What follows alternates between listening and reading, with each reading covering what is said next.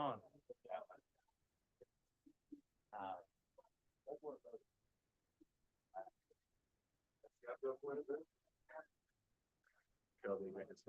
How are you doing? Otherwise, it's everything. I realize, I don't know if it's,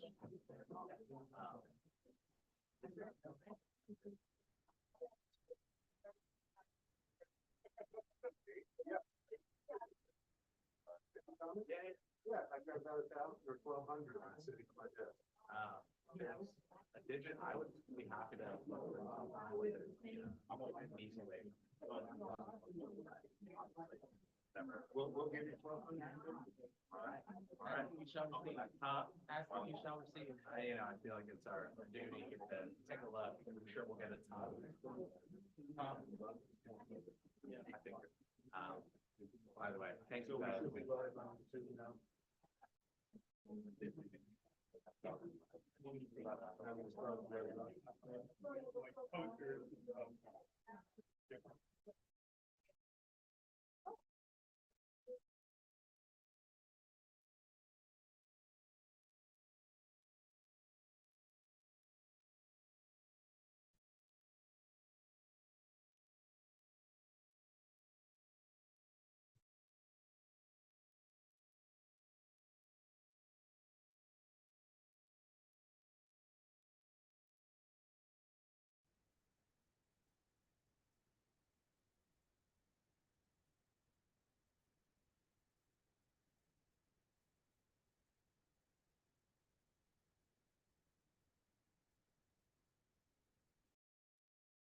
Good evening, everyone. We are going to get started shortly. We are going to wait a few more minutes to see if we can get quorum. So sit tight. There are some snacks in the back of the room, courtesy of Damien and Senator Chu. So please help yourselves. Folks online, virtually, if you can just give me a thumbs up, you can hear me. Okay, thank you.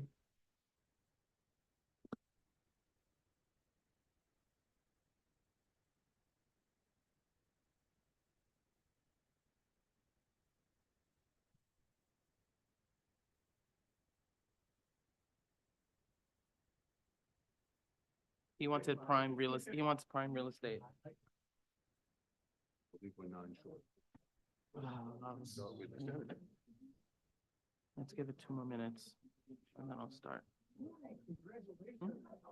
A lot.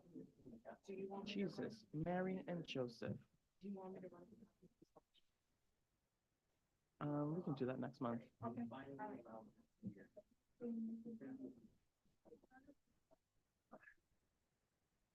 I don't know if I want to read this.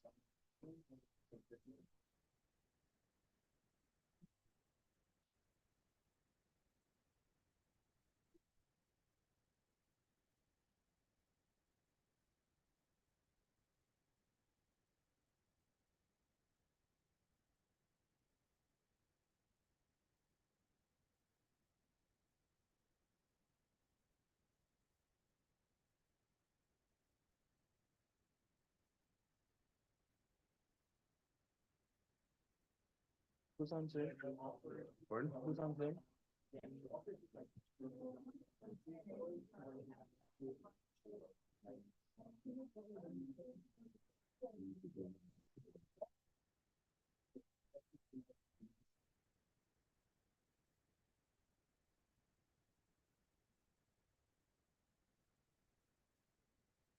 We're gonna be short.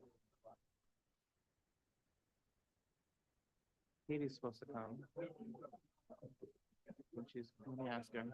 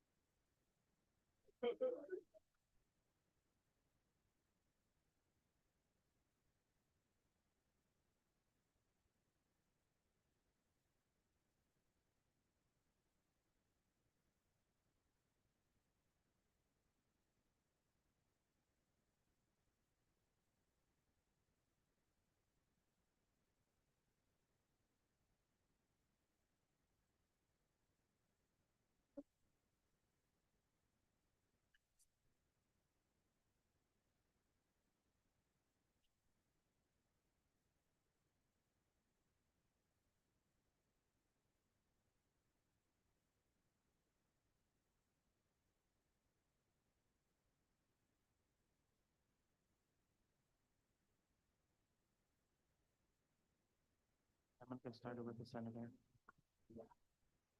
You can have the Jayla. Jayla, Jayla Bailey.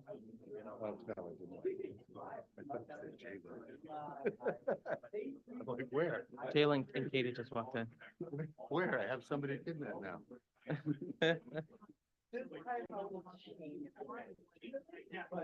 not right now. Check the comments. I think it's Mary Day. Everyone is being so thoughtful today. We have so much food now in the back.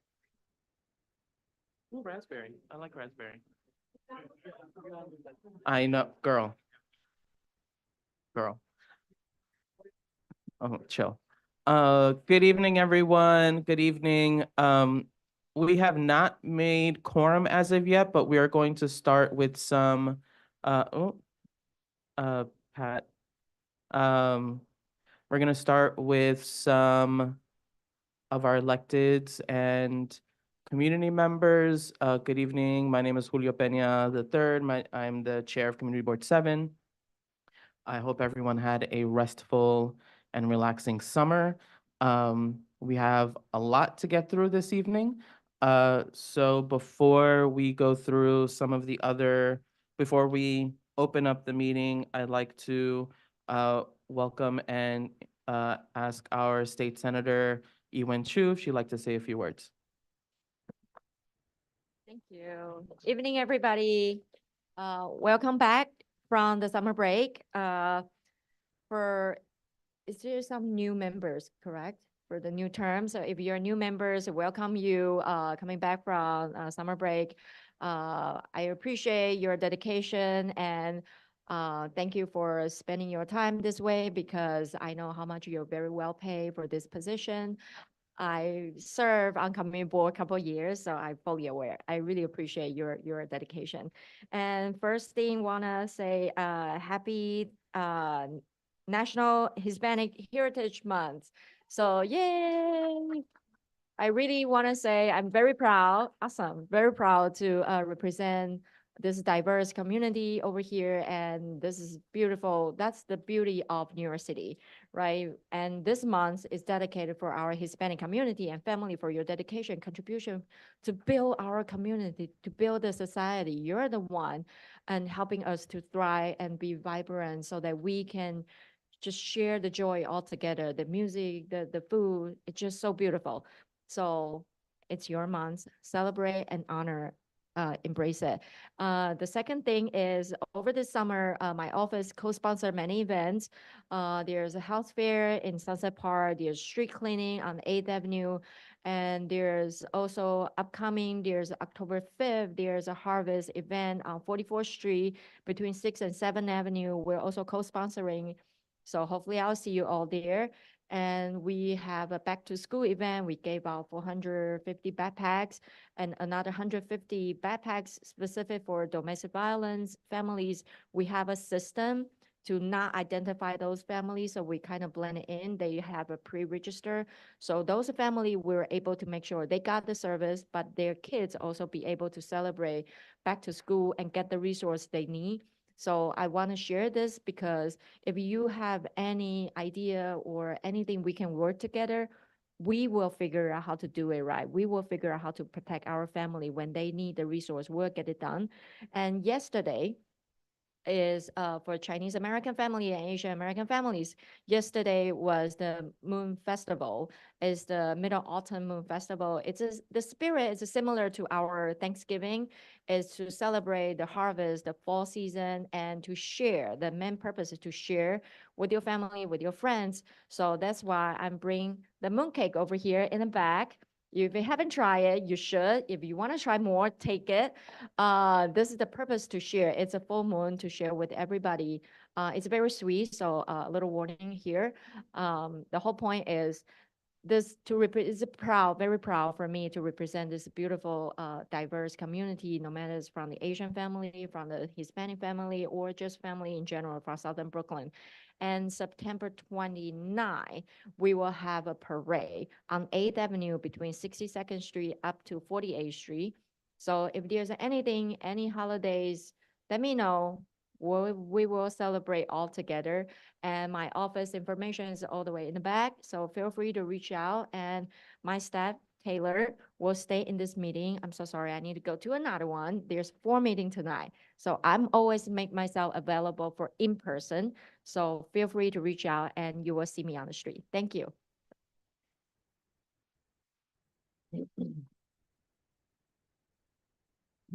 Thank you. I'm gonna eat well tonight. I'd like to ask our 72nd Precinct Deputy Inspector Suarez if she'd like to say a few words.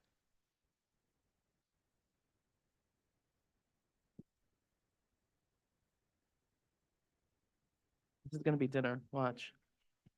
Good evening, everyone. Could hear me? Yes, I hear myself. Just want to say, everyone, hope everyone had a great summer. I think the last time we was here was what, June? Yeah, last time we were here was June. We had our first community council meeting for the 72nd Precinct last week. For anyone who's new to the community or new to our meetings, the 72nd Precinct hosts a community council meeting every second Tuesday of the month from the months of September through June. So we just had our first one last week. The location changes on a monthly basis. We move it around. The president moves it around to different sectors to try to include everyone from the 72nd Precinct community to attend, make it easier. So on our Twitter page, on our Facebook page, we usually post up the location for every second Tuesday of the month. On top of that, we also have our Build-A-Block meetings. Those are ran on a quarterly basis. The sectors are broken up, Adam, Boyd, Charlie, David. So if you look close on the map, it breaks down to the sector, you could see where you live. And if you have a personal complaint that's affecting where you live in that area, we usually have these small individualized meetings where you can meet with your NCO offices and bring the complaint personally to them instead of, if you don't feel comfortable, a lot of people don't want to bring it up at a whole community council meeting with a lot of people. You could personally exchange your numbers with the NCO offices and we'll address those quality of life issues that are going on. Other than that, for the summer, we had a great summer in the 72nd Precinct, thankfully. A lot of things been going on in regards to a lot of tow operations. I don't know if anyone has seen a lot of police officers out there. We've been getting serious, heavy number of complaints coming through about illegally parked vehicles, as long as the mopeds. It's something we try to focus on.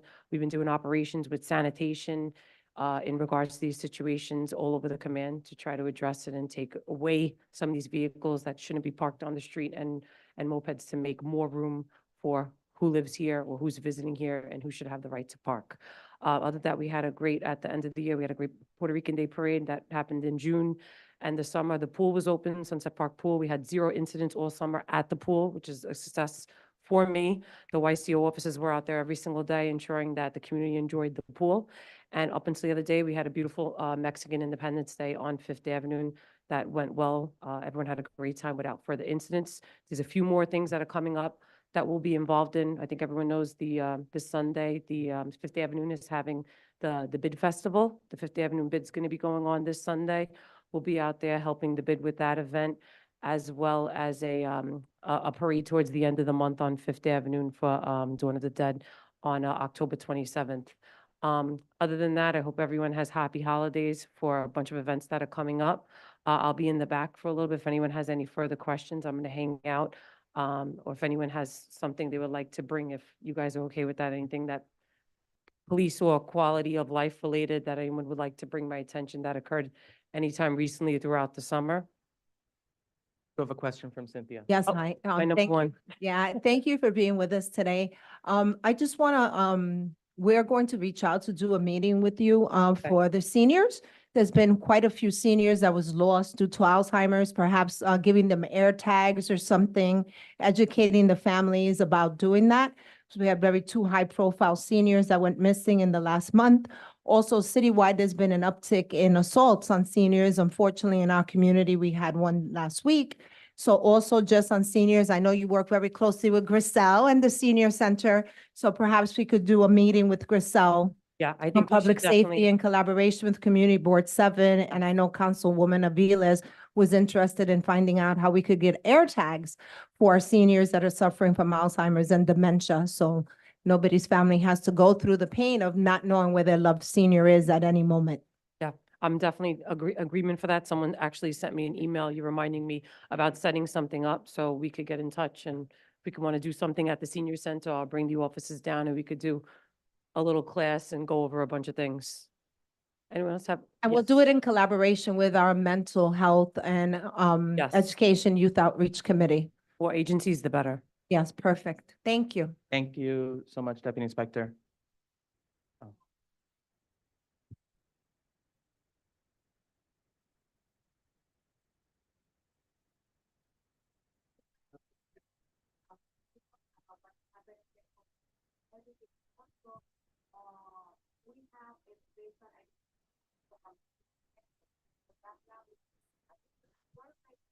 Then we're gonna have additional tag or additional things in order to find them if they get lost in the community.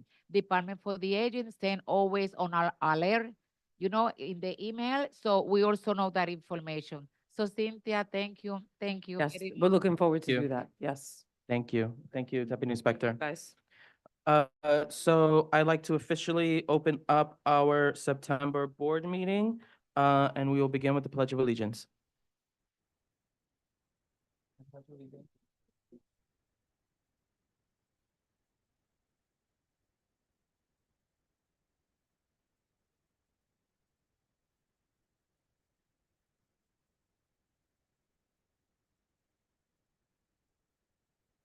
Thank you. And now to our roll call.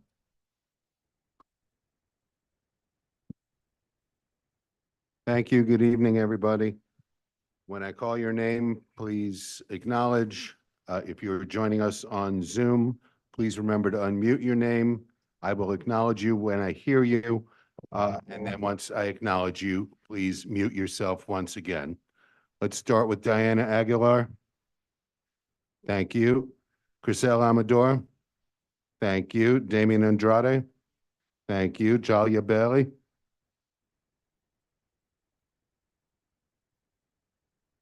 Joan Body. Thank you. Gladys Bruno. Thank you. Jerry Chan. Thank you. Esteban Chavez. Thank you. Richard Codor. John DeLuper. Thank you. Beatrice DeSapio. Present. Present. Present.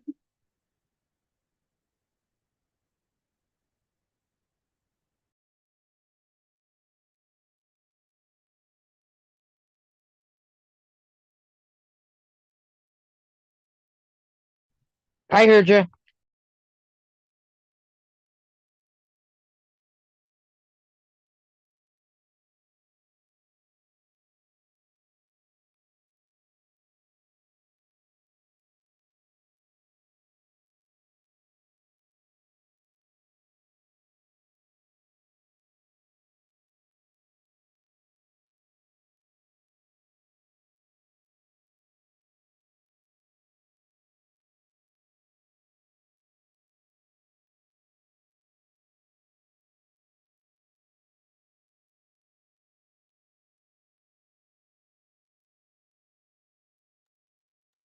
I can't hear the meeting anymore. Can you guys? No, Julio said he's rejoining now. Oh, okay.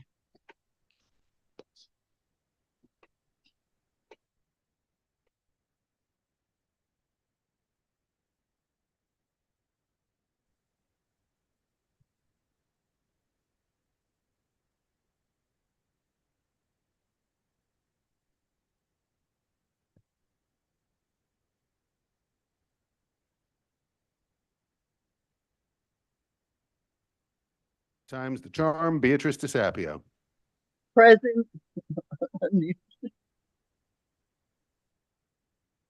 Nope, you just muted yourself. I acknowledge you, B. All right, thank you. Gabino Morales Escamilla. Present. Cynthia Felix. Thank you. Jamie Freed. Thank you. Kin Fung. Diana Gonzalez. Thank you. Hector Gonzalez. Kenny Guan. Moshe Hecht. Nicole Huang.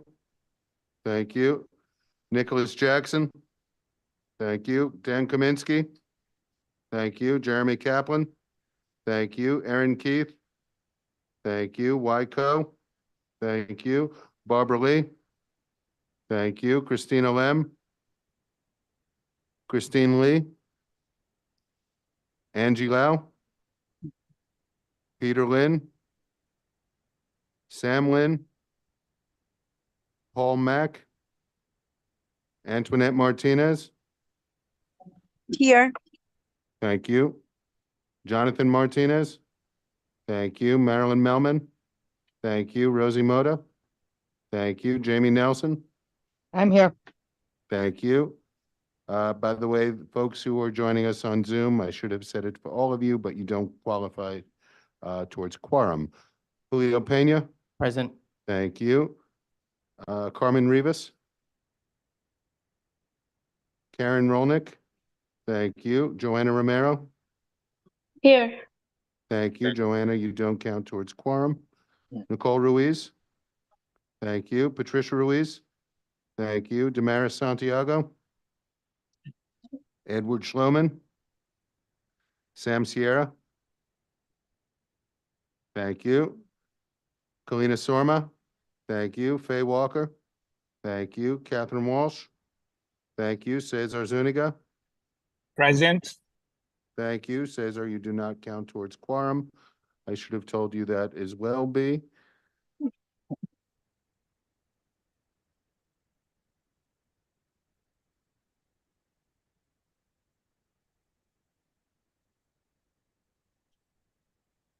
Twenty-nine present in the room. We have a quorum.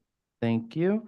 I'd like to move to adopt the agenda for tonight's meeting with the correction that we are tabling the adoption of the September 9th public hearing to October, and that we are moving the committee report for public safety and executive up to A, with transportation remaining the same. With that correction, is there a motion to adopt the agenda? Wait, Oh. another correction. Public safety does not require a vote. It's conversation. Thank you. Discussion only. Is there a motion to adopt as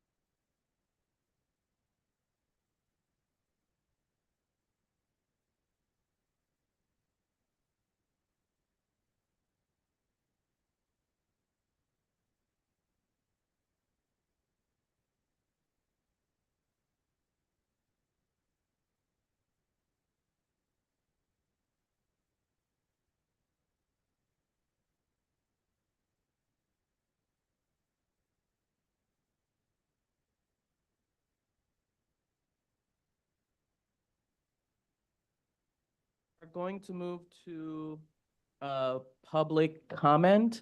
This is for an item that is on the agenda. I am going to ask members to please limit their comment to 2 minutes for an item on the agenda. I know many people here who would like to speak on the land use item that is on our agenda. We have received well over 1,000 public comments, either in person, written, or email. So I think we have allowed a lot of opportunity for folks to speak, but we do have a lengthy agenda. So I'm going to ask members to please limit their public comment to 2 minutes. If you would like to speak on an item on the agenda, please raise your hand. If you could just come up over here.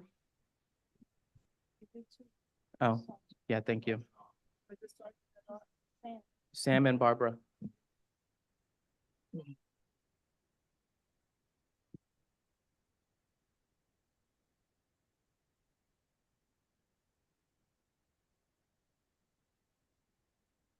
This gentleman right here with the Vassar Athletics.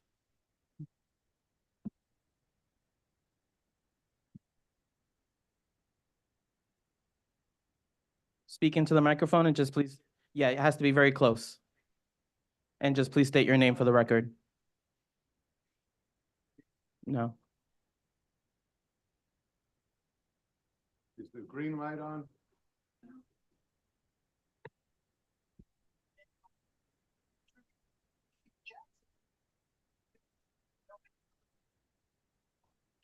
I'd like to give you a little history of R5B. There was a building built on Prospect Park West, or Southwest rather, and 16th Street that was built too big.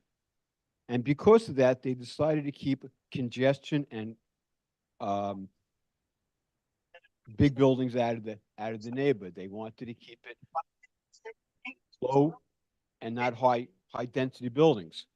Only place in the city that R5B exists is Windsor Terrace.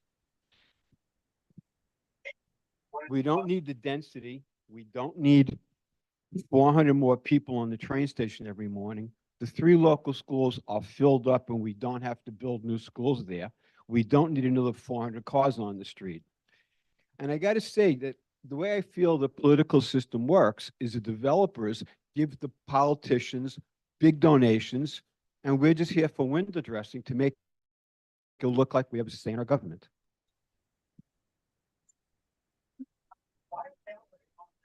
Thank you, sir. Next, I saw another hand over here. Thank you, sir.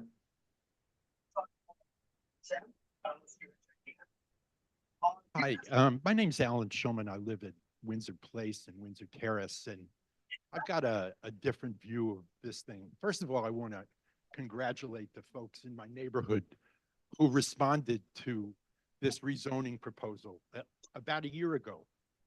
Windsor Terrace was a very proud neighborhood and was very connected a long time ago. And then gentrification killed it. You know, our children couldn't stay in the neighborhood because they couldn't afford it. Please keep the microphone close. And now the renters are really vulnerable in our neighborhood. But what happened as a result of this rezoning proposal is that this neighborhood came back together. A couple of things got revealed while we were canvassing in response to it. One is that there's a lot of food poverty in our neighborhood. So we were hoping that the site at Arrow would host a large-scale food cooperative in the neighborhood. We also have a lot of youth in our neighborhood who are not in school, and young people who have come back from the wars who are living in the basements of their parents.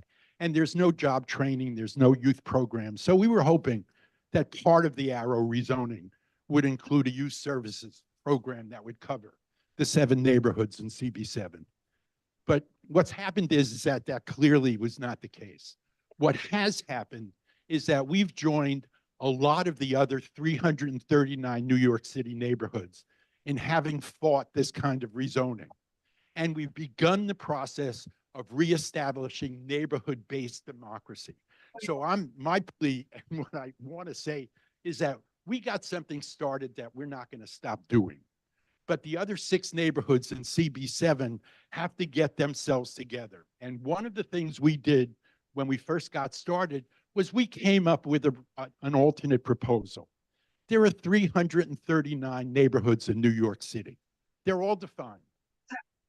If each one of those neighborhoods took on the responsibility of building 10 affordable 5-story houses. Thank you, sir. That's 68,700 units of affordable housing. Thank you. It's equitably displaced around this. Thank you. Thank you. And thank you all for being part of it.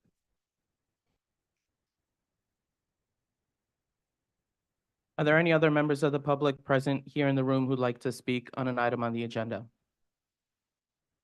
Sir, please come up. And just a reminder for those joining us virtually, please keep yourselves muted unless you are speaking. Visible? Okay. Okay, great. Go ahead. Yeah. Yeah, I am, so I live on 406 at 406 Prospect Avenue. I'm about a block away. Name, please. Eric Olson. I live about a block west of the Arrow Linen site. You know, the neighborhood opposes this project for a variety of reasons. One thing I just wanted to mention is that when you upzone a property like this to 13, 19 stories, you are essentially, government of New York is essentially handing a bunch of money to the developer when they does that, because the property is now worth 3, 5, 10 times whatever it was before the upzone. So the community has a right to ask for benefits from the developer. And usually that comes in the form of affordable housing. And instead, what this developer has done is try to do an end run around the community by spending $260,000 to lobby, you know, our local community board, our council member, the borough president, and it's just not right. So I 100% think that this community board needs to oppose this proposal. So. Thank you, sir. And I believe we have some hands up for folks joining virtually who like to provide comment. Yes, please.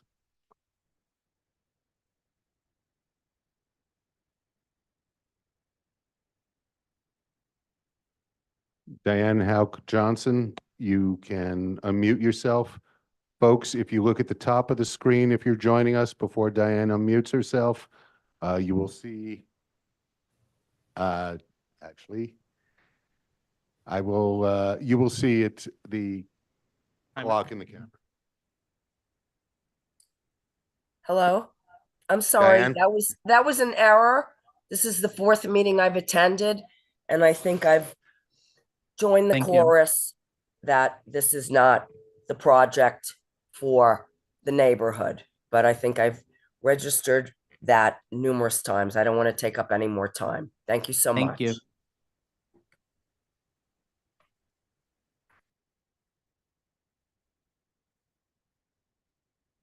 Margaret Kogan, you can unmute yourself. Thank you. Please speak a little louder.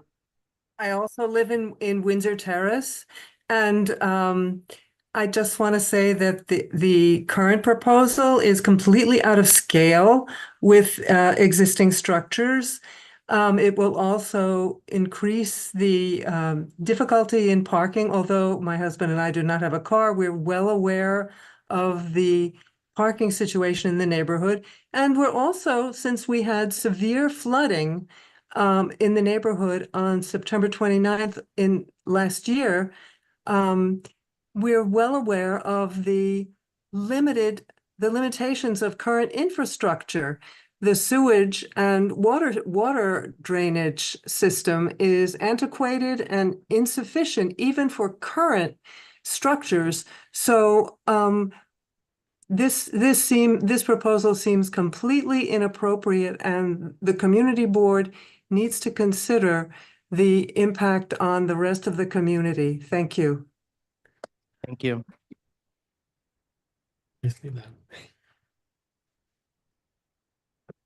So we want to get you off.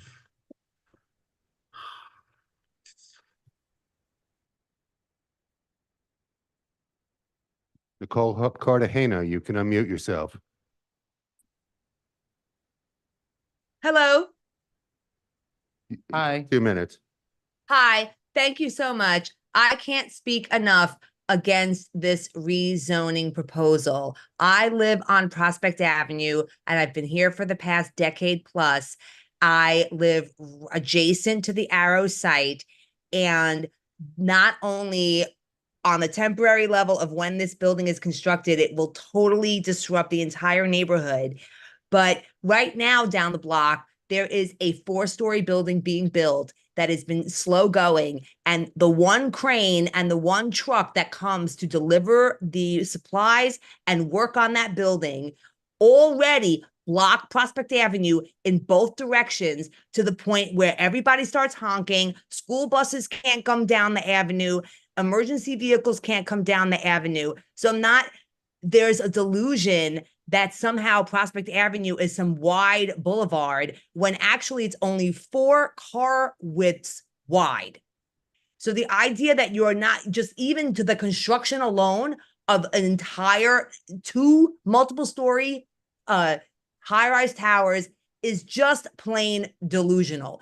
Nobody is opposed in this neighborhood is opposed to more housing, but not at this scale. I have participated in several meetings over the course of several months now, and the more I listen to people, the folks who sound like me with Brooklyn accents, those are the ones who are more likely to be opposed. The folks who live in the neighborhood, the people who are more likely to be supportive of this project don't even live in the neighborhood and are hoping that the high-rise tower will give them property in the neighborhood.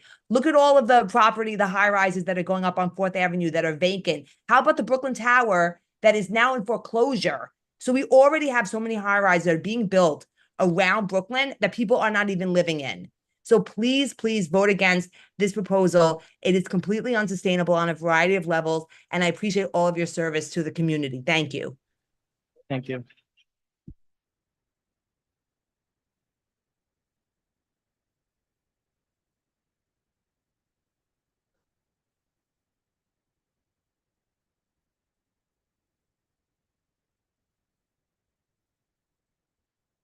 Matt Imberman, you can unmute yourself. Okay, thank you.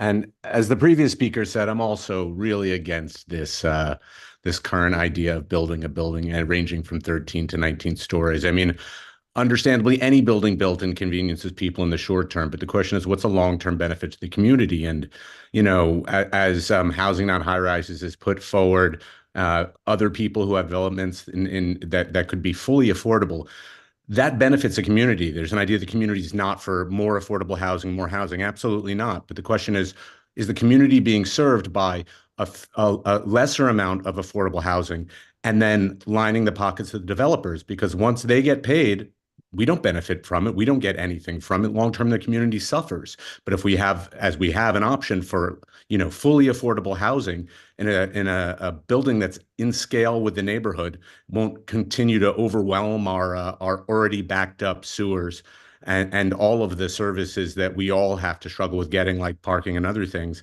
I don't see how that benefits the community itself, and that's what we should have in mind. We have options for more affordable housing and for not making a developer rich at the expense of people who have to live here. Thank you.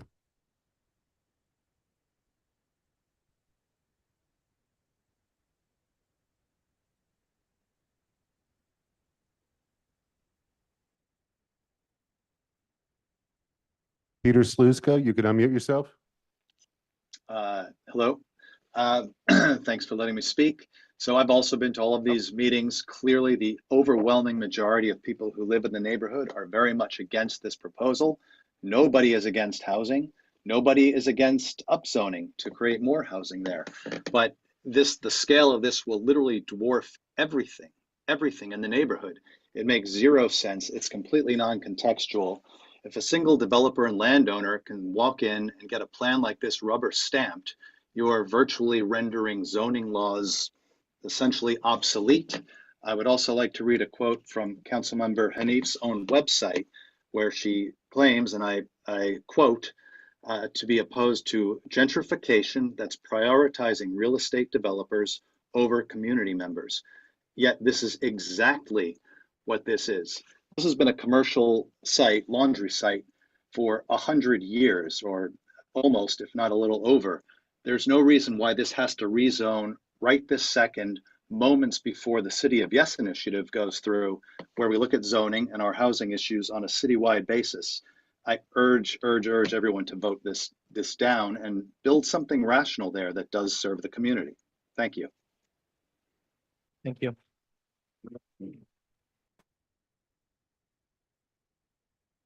Susan Valente, you can unmute yourself. Hi there. I'm in agreement with most of the people who've been talking. I live in Windsor Terrace and I am opposed to the rezoning, the upzoning.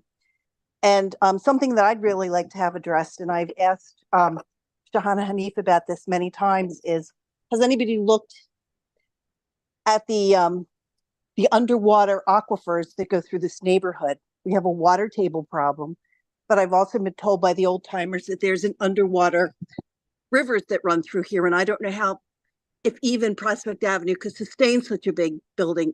Additionally, Prospect Avenue has many sinkholes and it's a recurring problem. And I haven't heard yet where they've done an environmental impact study or what the results of that have been. And I think to go forward with this without having done that is negligent. And I'd really like to see somebody address that issue. Thank you. Thank you. Thank you. Meryl Breitbart, you can unmute yourself. Yes, hi. I am a resident of Windsor Terrace. I'm a homeowner in Windsor Terrace, and I feel like because this came up in a previous meeting, I also just want to mention I'm not a member of Open New York. I only learned about what that was at the first meeting. But in the chorus of voices that have spoken tonight that are in opposition, I just want to be a voice in favor of this. I think we absolutely need a project like this to bring more housing to Windsor Terrace. I started in this community as a renter and was pushed to buy, which I was only able to do out of the great, privilege of family and saving for many, many years, which is something that most people of my age can't do. But I was pushed to buy because the rents in this neighborhood are just out of this world, impossible. And it's very sad for me to see that more and more people like me with young families who want to live here are just unable to live here. I also don't like the arguments that our schools don't have the capacity. It doesn't make sense to me because we've lost enrollment in our schools. We're losing housing in the neighborhood as people combine full home, 2-family homes to be 1-family homes. And we know that a building like this will require sorry for the child in the back end. 1 second, Rita. We know that this will require the building will be required to have stormwater management that currently is not there. So I am really excited to have more kids, more families, more young folks be able to move to the community. Thank you. Thank you.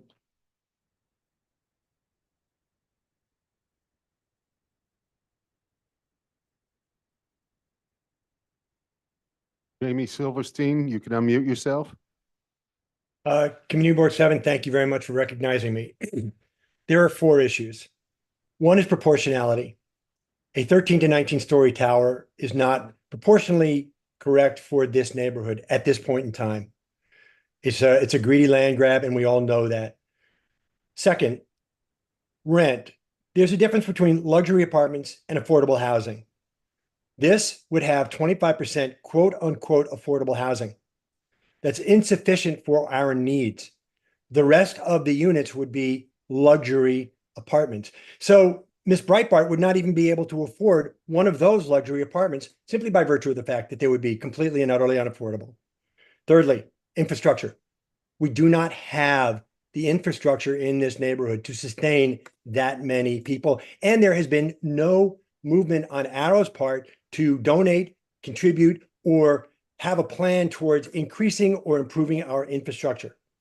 And finally, community benefit. A luxury tower, which is what this is, does not benefit our community.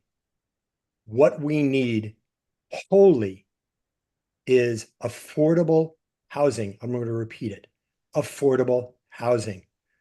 So I'm imploring Community Board 7 and Shahana Hanif to reject this plan outright and push towards something that helps our community, our neighbors, and this city.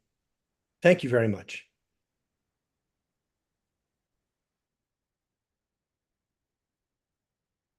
Thank you, Dan Kaminsky. Yes, thank you, Dan, and thank you, Jeremy. Moving on to our elected officials report. Alicia Ray Miller from Borough President Antonio Reynoso. Borough President Antonio, oh wow. Borough President Antonio Reynoso's office. Very early, exactly. Yeah.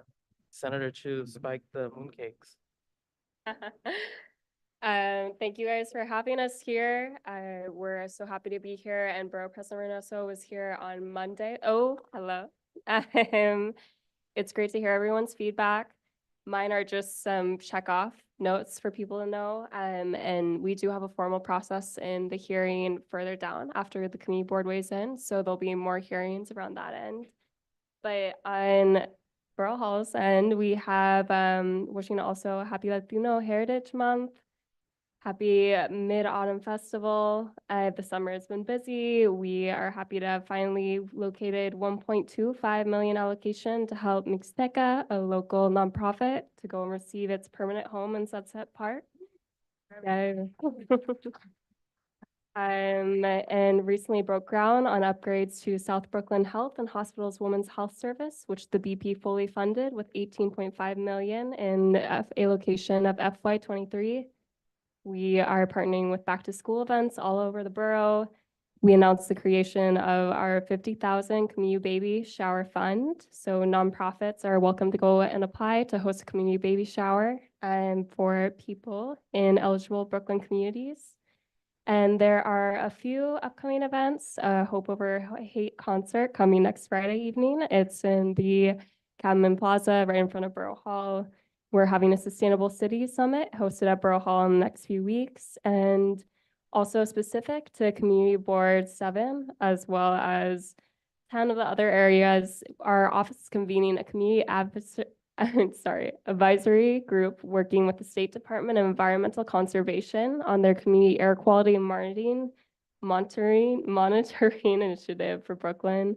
And please feel free to weigh in. That will be on Thursday, October 10th from 6 to 8 p.m. at Borough Hall, where you can go and give your input, see what they found, and help go and improve air quality in the borough. Thank you, guys. Thank you. Taylor, I know that the senator stole your sunshine, so unless there's anything specific you'd like to add. Thank you. Anastasia Yaskova from the Mayor's Community Action Unit. Anastasia, you can unmute yourself. Good evening, everyone. Great to be back. Just wanted to, to say happy Latino Month. Always here to assist. Any questions or concerns, please make sure to bring those up to my attention. And Jeremy, feel free to share my contact information. Thank you all. Thank you. I'm sorry. Councilmember Shahana Hanif. The September meeting is going beautifully. Aces. Thank you.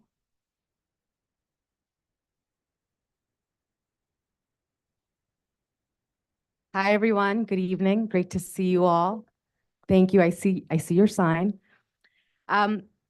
I just want to first congratulate Community Board 7 for your thoughtful process in holding the public hearings and doing due diligence to this first part of this long process and being patient and really ensuring that every voice is heard, whether in person, on Zoom, over email, wherever else. So thank you for that.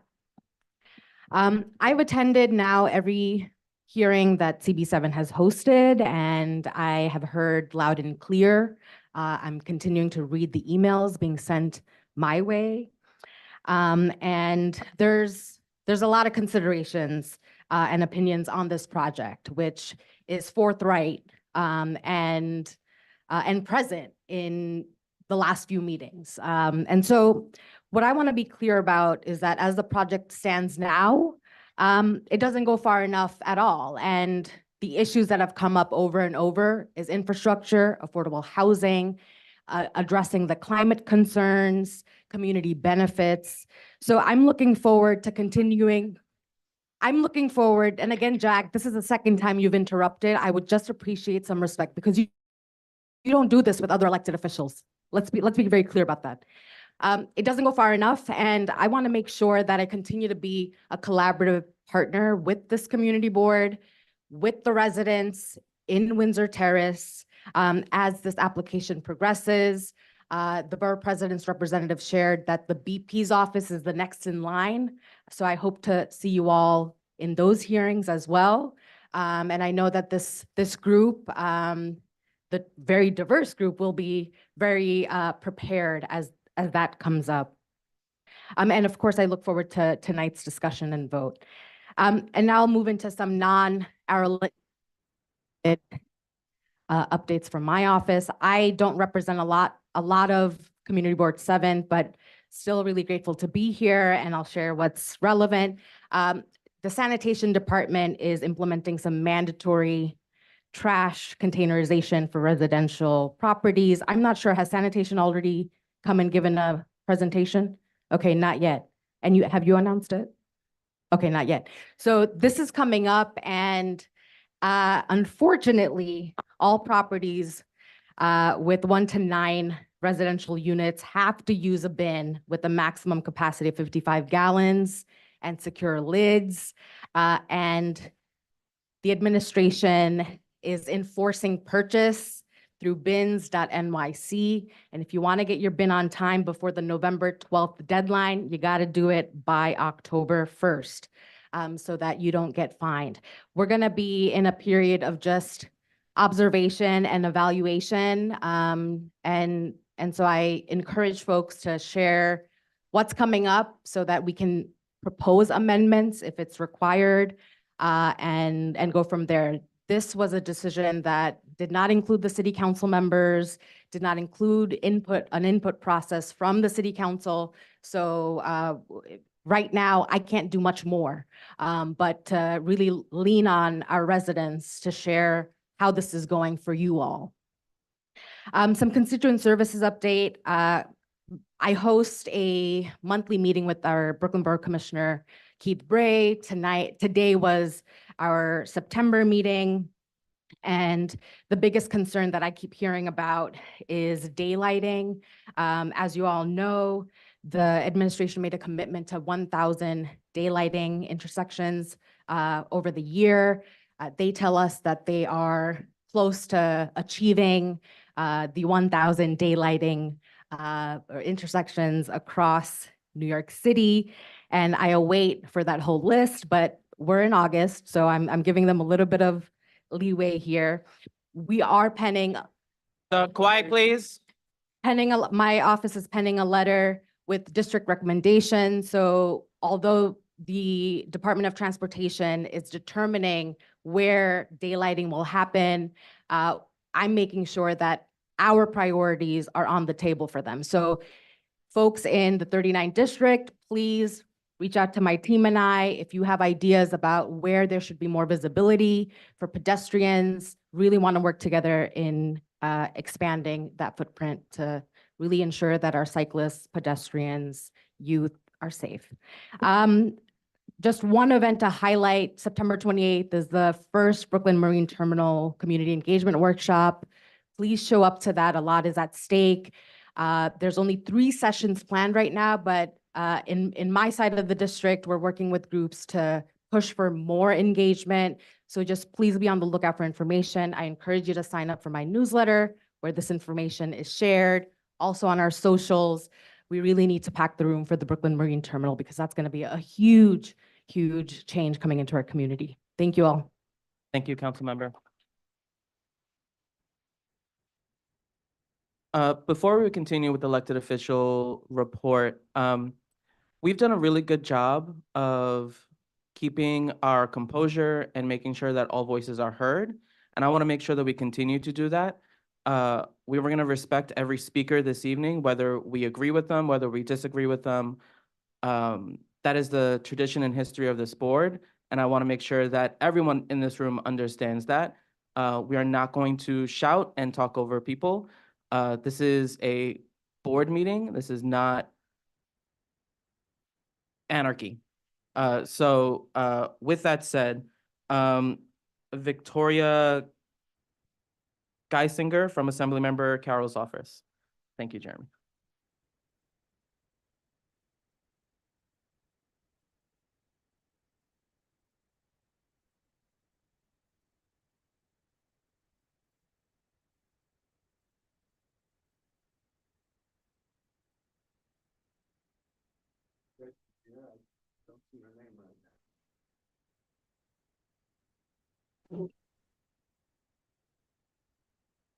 Victoria, if you're online, can you raise your hand?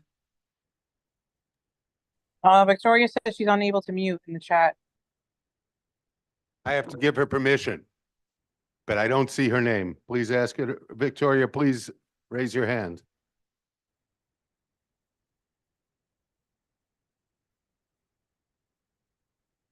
Okay, we're going to, oh, there we go. Victoria, you can unmute yourself. Okay, thank you, thank you. I can't see myself, so I'm hoping that I'm there. Okay, good. So I'm not going to speak on behalf of Assemblymember Carroll about the Arrow Linen part because I know he's shared his thoughts. And if anybody has questions, please do call the office to share those your concerns. But what I do want to talk about is we have 4 great events coming up for the neighborhood.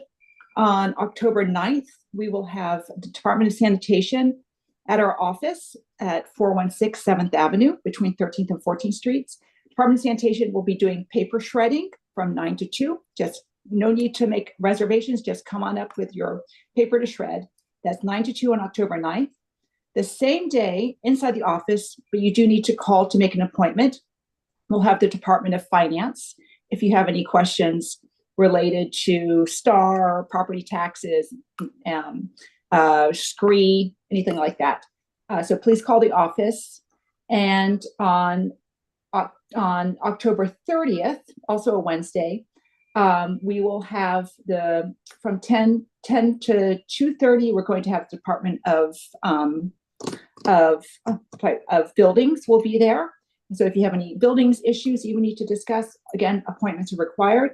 We will also have the very popular MetroCard van from 10 to 2, and that's a walk-up service, no appointments needed. If you have any questions on these, please call our office at 718-788.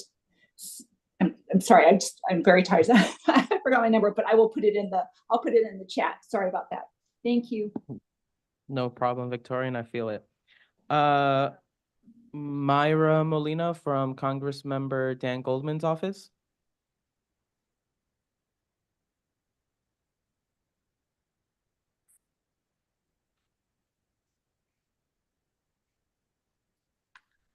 Followed by Francesca. Hi, good evening, everyone. My name is Maya Molina. I'm here on behalf of Congressmember Goldman's office.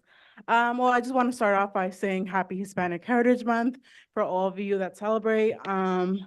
I do have a few district updates and a few legislative updates.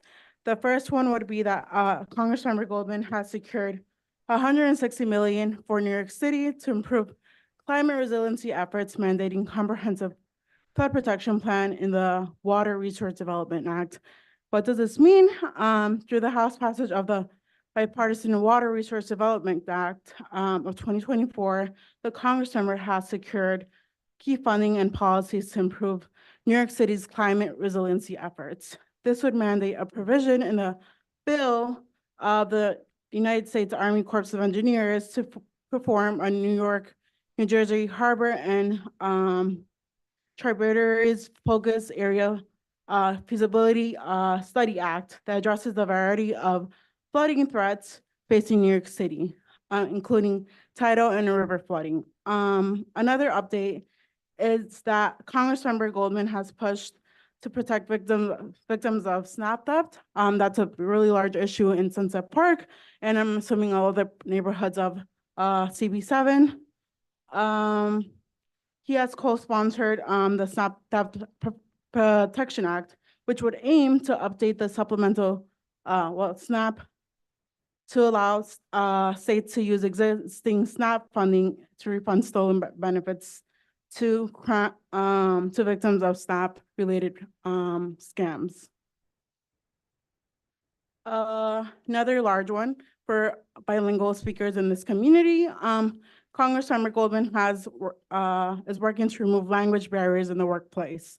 That means that the Language Access for Workers Act would create the Department of Labor grant program to provide language access and translation services directly to employees. And this would amend the Occupational Safety and Health Act of 1970 to require that safety labels and warnings be provided in both English and primary languages of employees exposed to workplace hazards. Finally, the Congress member has joined a bipartisan legislation to provide legal immigration status to college graduates in the US and the country. He has introduced a bipartisan America's Children Act to provide lawful permanent resident status for certain college graduates who entered the US as children and were dependents of individuals with work visas. This may apply to DACA recipients. If you have any more questions, I'll be here to answer anything you may have, and thank you. Have a great night. Thank you, Myra. Francesca from Senator Gennardis's office, followed by Emmett. Hi, everyone. It's nice to see everybody again. My name is Francesca. I'm Senator Andrew Gennardis's scheduler. He represents most of you in the room. Apologies to my Windsor Terrace residents. But I just have a few quick updates. I promise I'll make them quick. This weekend in particular, on Sunday, the Senator really looks forward to seeing as many of you as possible at the BMT workshop. As Councilmember Hanif mentioned, this is one of a few. So if you could please try to make it out if you're free this weekend. It's going to be at the Red Hook East Joseph Michio Center, if I believe. Definitely Red Hook East, but that community center. So please come by. Next Sunday. Thank you, Emmett. Yes, this Sunday is the bid. This Sunday we will be at the street fair as well. I work 2 weeks in advance. I'm sorry, guys. But please, next Sunday, please stop by. This Sunday, would love to see you guys on the avenue for the street fest. Upcoming in October, we're also doing our annual Shred Fest at St. Anselm parking lot. That'll be on the 19th. We take everything except metal. Paper. Anything paper, just not metal, no staples, none of that. And then on the 22nd, we're having a veterans breakfast. So if you have any veterans in your lives, especially if they're in the 26th Senate District here in New York, please send them our way. We would love to welcome them and we would love to break bread with them. Last year in Albany, they passed this amazing bill, so now we can vote by mail a lot easier. If anybody needs help voting by mail, please call my office. We're always happy to help with that. But it is a really, really simple process online if you do have access to a computer and you're comfortable with the internet. It's a really quick process as well. So that's really exciting. We also have flu shots on October 2nd at NYU Cobble Hill. And I have something really fun for you guys. I have no soliciting signs from the New York State Senate outside. So if you're sick of getting stuff on your doorstep, please grab a free sign. That's the big red ones. You can't miss it. But if you need anything, I'm here as always. Thank you, Francesca. Emmett Mendoza from Assemblymember Mateus's office.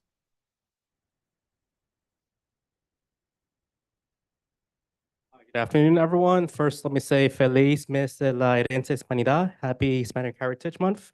For everyone who's celebrating or maybe celebrating, we celebrate the democratic and also contributions of the global Latin American, Hispanic American South. I have a couple of days to share in case of anyone's wondering why it's a month and not a couple of days. So on the 15th, Costa Rica, El Salvador, Guatemala, Honduras, and Nicaragua celebrated their Independence Day. This weekend, on the 16th, Mexico celebrated Independence Day, as well as Chile and Belize on the 18th and the 21st, respectively. There's a lot to celebrate. But with that being said, I have a couple of community updates to share with you guys. First thing first, if anyone's been paying attention to the news today, the MTA just recently released their 5-year capital plan between the fiscal years of 2025 and 2029. As many people know, it's a huge capital plan and there's a huge deficit that currently exists. At the moment, the issue right now, well, first off, the amount of the capital plan is a total of $65.4 billion for those 5 years. There is an issue though. The agency will need the governor and the state legislature, which is both our state assembly, state senate, to find funding for the stream that will most likely be more than half the amount that the capital plan is proposing. At the moment, the plan does not cover new rail lines. Instead, it will work on simply keeping the city's subways and systems running. At the same time, this current capital plan, which is between the fiscal years 2020, 2024, there is now an existing $16.5 billion gap due to the recent halt of congestion pricing. What is needed? Well, your governor and your state legislature will have to go back up to Albany this upcoming legislative session to find a new way or continue congestion pricing in order to maintain or create a new funding stream. We know that there's a couple of community concerns on both ends.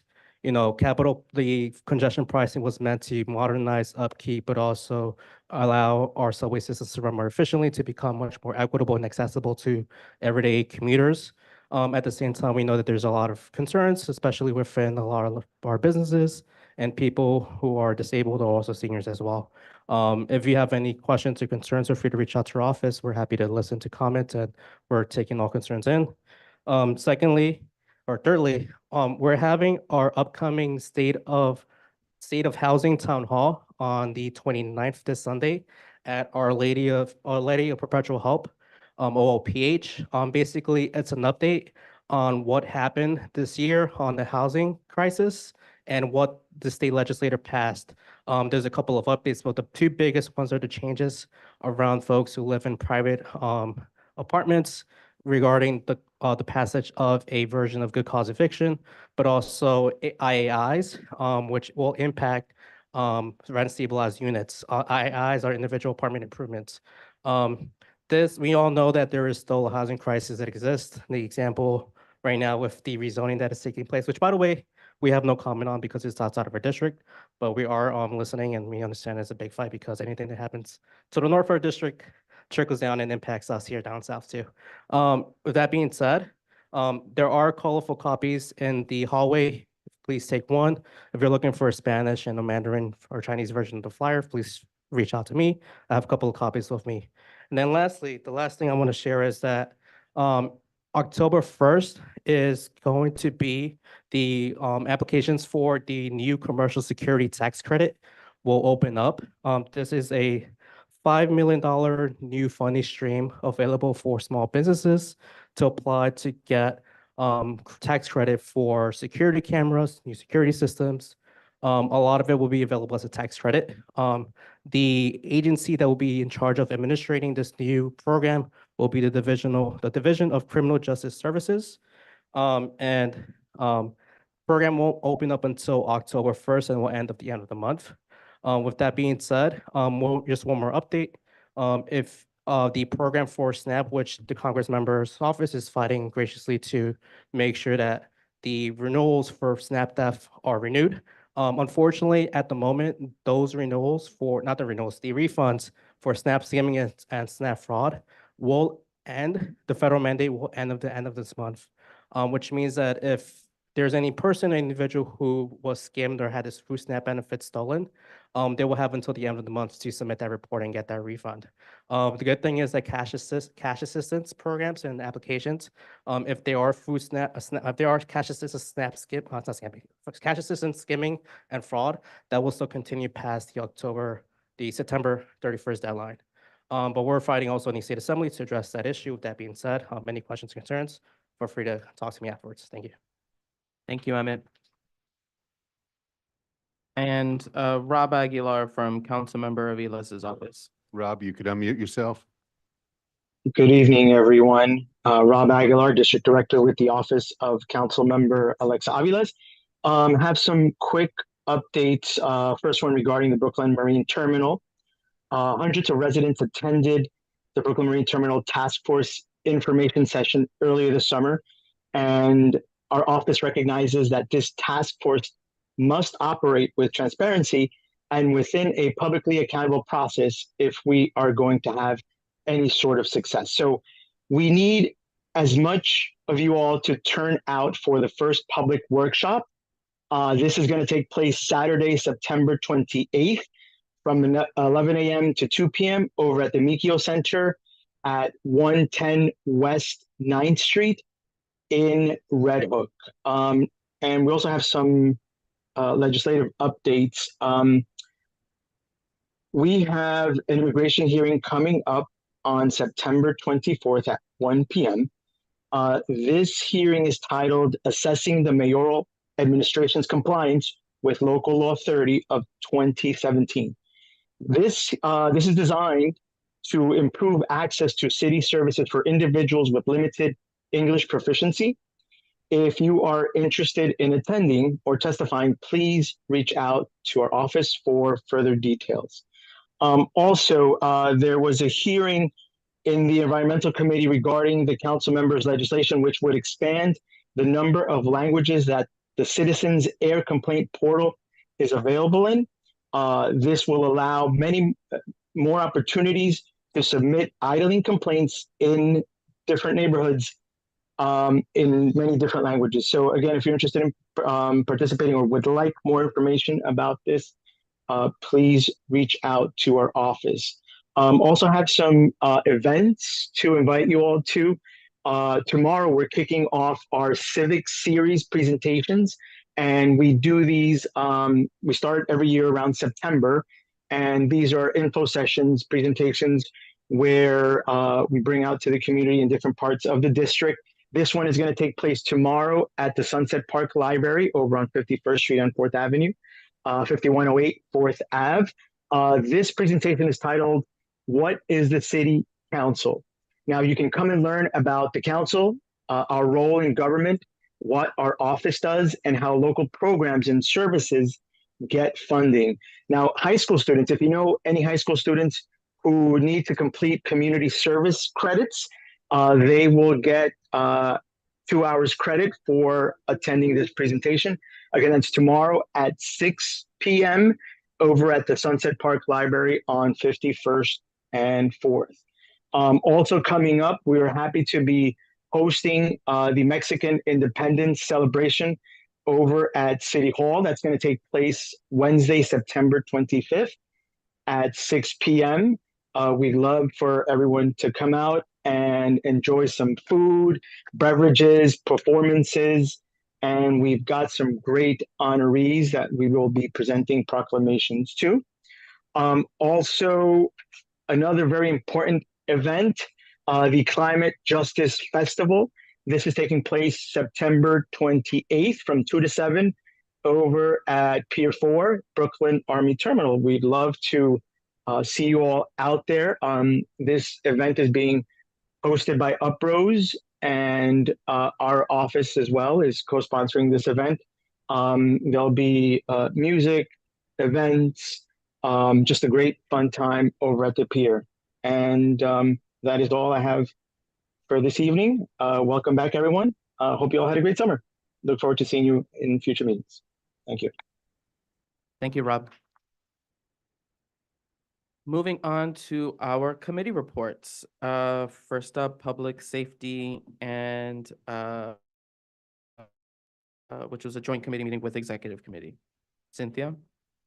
Thank you. So the Public Safety and Executive Committee met on July 24th to review 2 applications for legal adult use cannabis dispensaries in our community. The first one that came was Brooklyn Green Project, which will be located at 512 55th Street. Mr. Alvarez, the owner, was present. He gave a robust presentation to the committee on his plans, and both committees voted to recommend to Office of Cannabis Management to approve this application with stipulations, including a robust safety plan for the cannabis location, as well as continued communication with the 72nd Precinct and this community board moving forward. The second one was by First Class Cannabis LLC, which is to be located at 754 4th Avenue. Despite numerous attempts by the community board to invite this owner to come and speak to us, we did not receive a response. So based on the no response, we voted no to First Class Cannabis because we have no idea what they will be doing. So we voted no for OCM for this application, reminding everyone that we are advisory only and OCM could move forward any way they wish. But thank you to my committee members for meeting over the summer, and we had AC that day. So that was a whoop, whoop. Thank you. Thank you. You have AC today, it's good the doors are open. And just to add to Cynthia's notes, because these applications came to us during our summer recess, under our bylaws, the executive committee has the authority to approve time-sensitive matters. So the executive committee met immediately after the public safety committee to affirm their recommendations to OCM. Moving on to transportation, Katie Walsh and John DeLuper.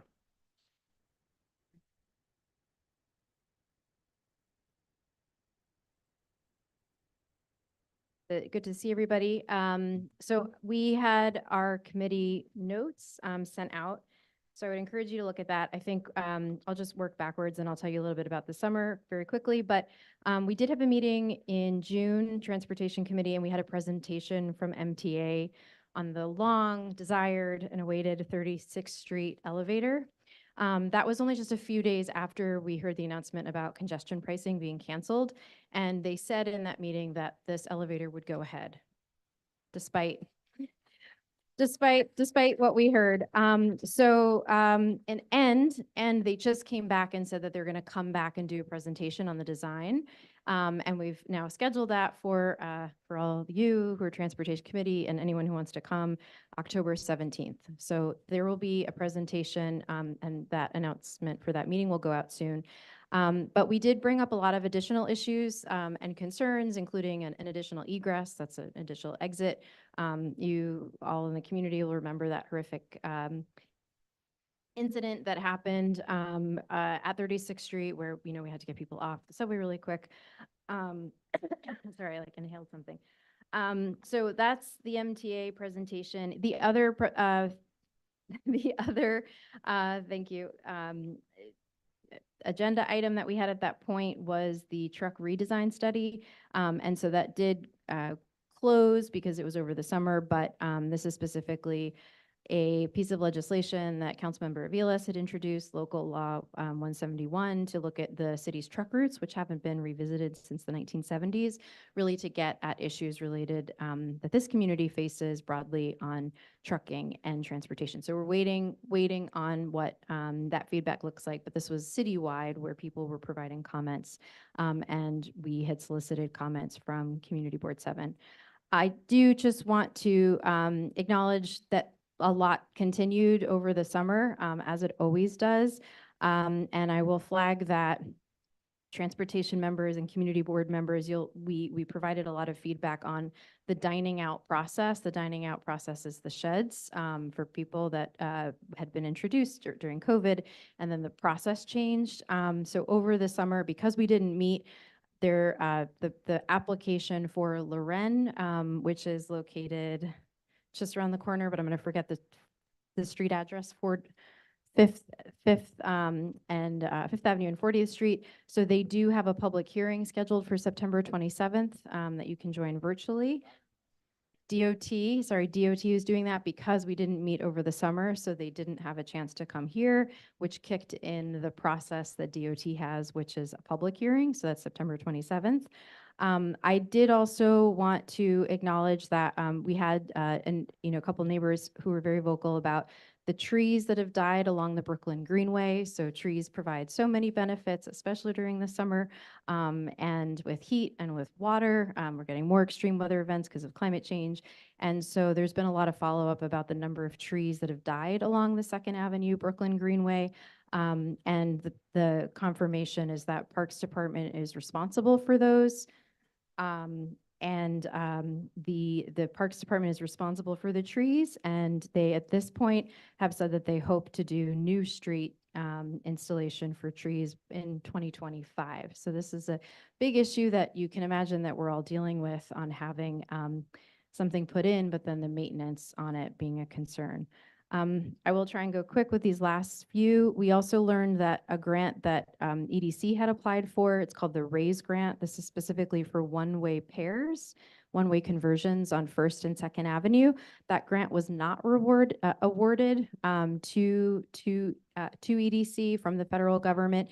And so then it was confirmed that they're not going ahead with those one-way conversion further designs. And if they do, they will come back to the community board for community engagement in a more thoughtful and engaged manner. We also received feedback on the BQE redesign visioning process that I also want to thank so many board members and transportation committee members. You're very involved in going to all these public meetings in 2022 into 2023. And we had detailed and provided extensive feedback on all of the things that we heard and things that we were looking for in the BQE redesign process. I did so that letter didn't go out, I don't think, as part of the notes for this meeting, but we can make sure everyone does receive it. I would really encourage you to look at it if you can.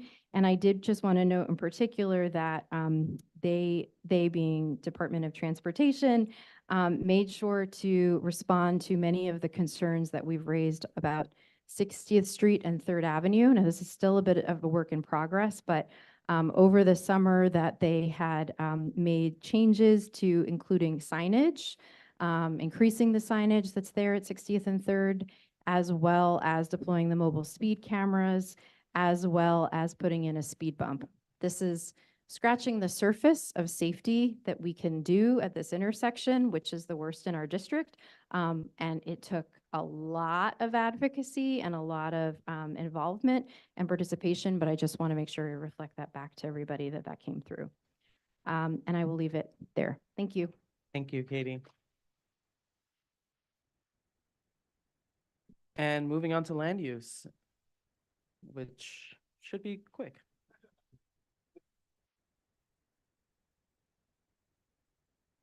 All right, folks, it's the moment I know you've all been waiting for. For those who don't know me, my name is Diana Gonzalez. I'm the chair of the Land Use and Landmarks Committee. So this proposed project consists of two 13-story towers being built on Prospect Avenue between 8th Avenue and Prospect Park West. Currently, that is a commercial laundry facility, and it has been a commercial laundry facility for no one is quite sure how long, so that long. The owners of the business want to convert it into housing and get into the landlord business. So they do intend to retain ownership.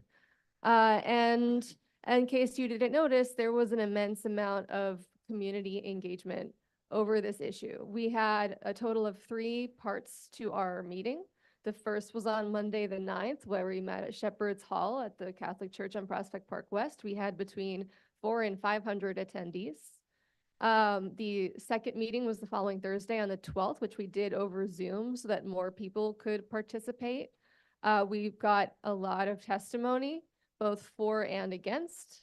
And then this past Monday, 2 days ago, the committee voted to make its recommendation. And we recommended no with conditions.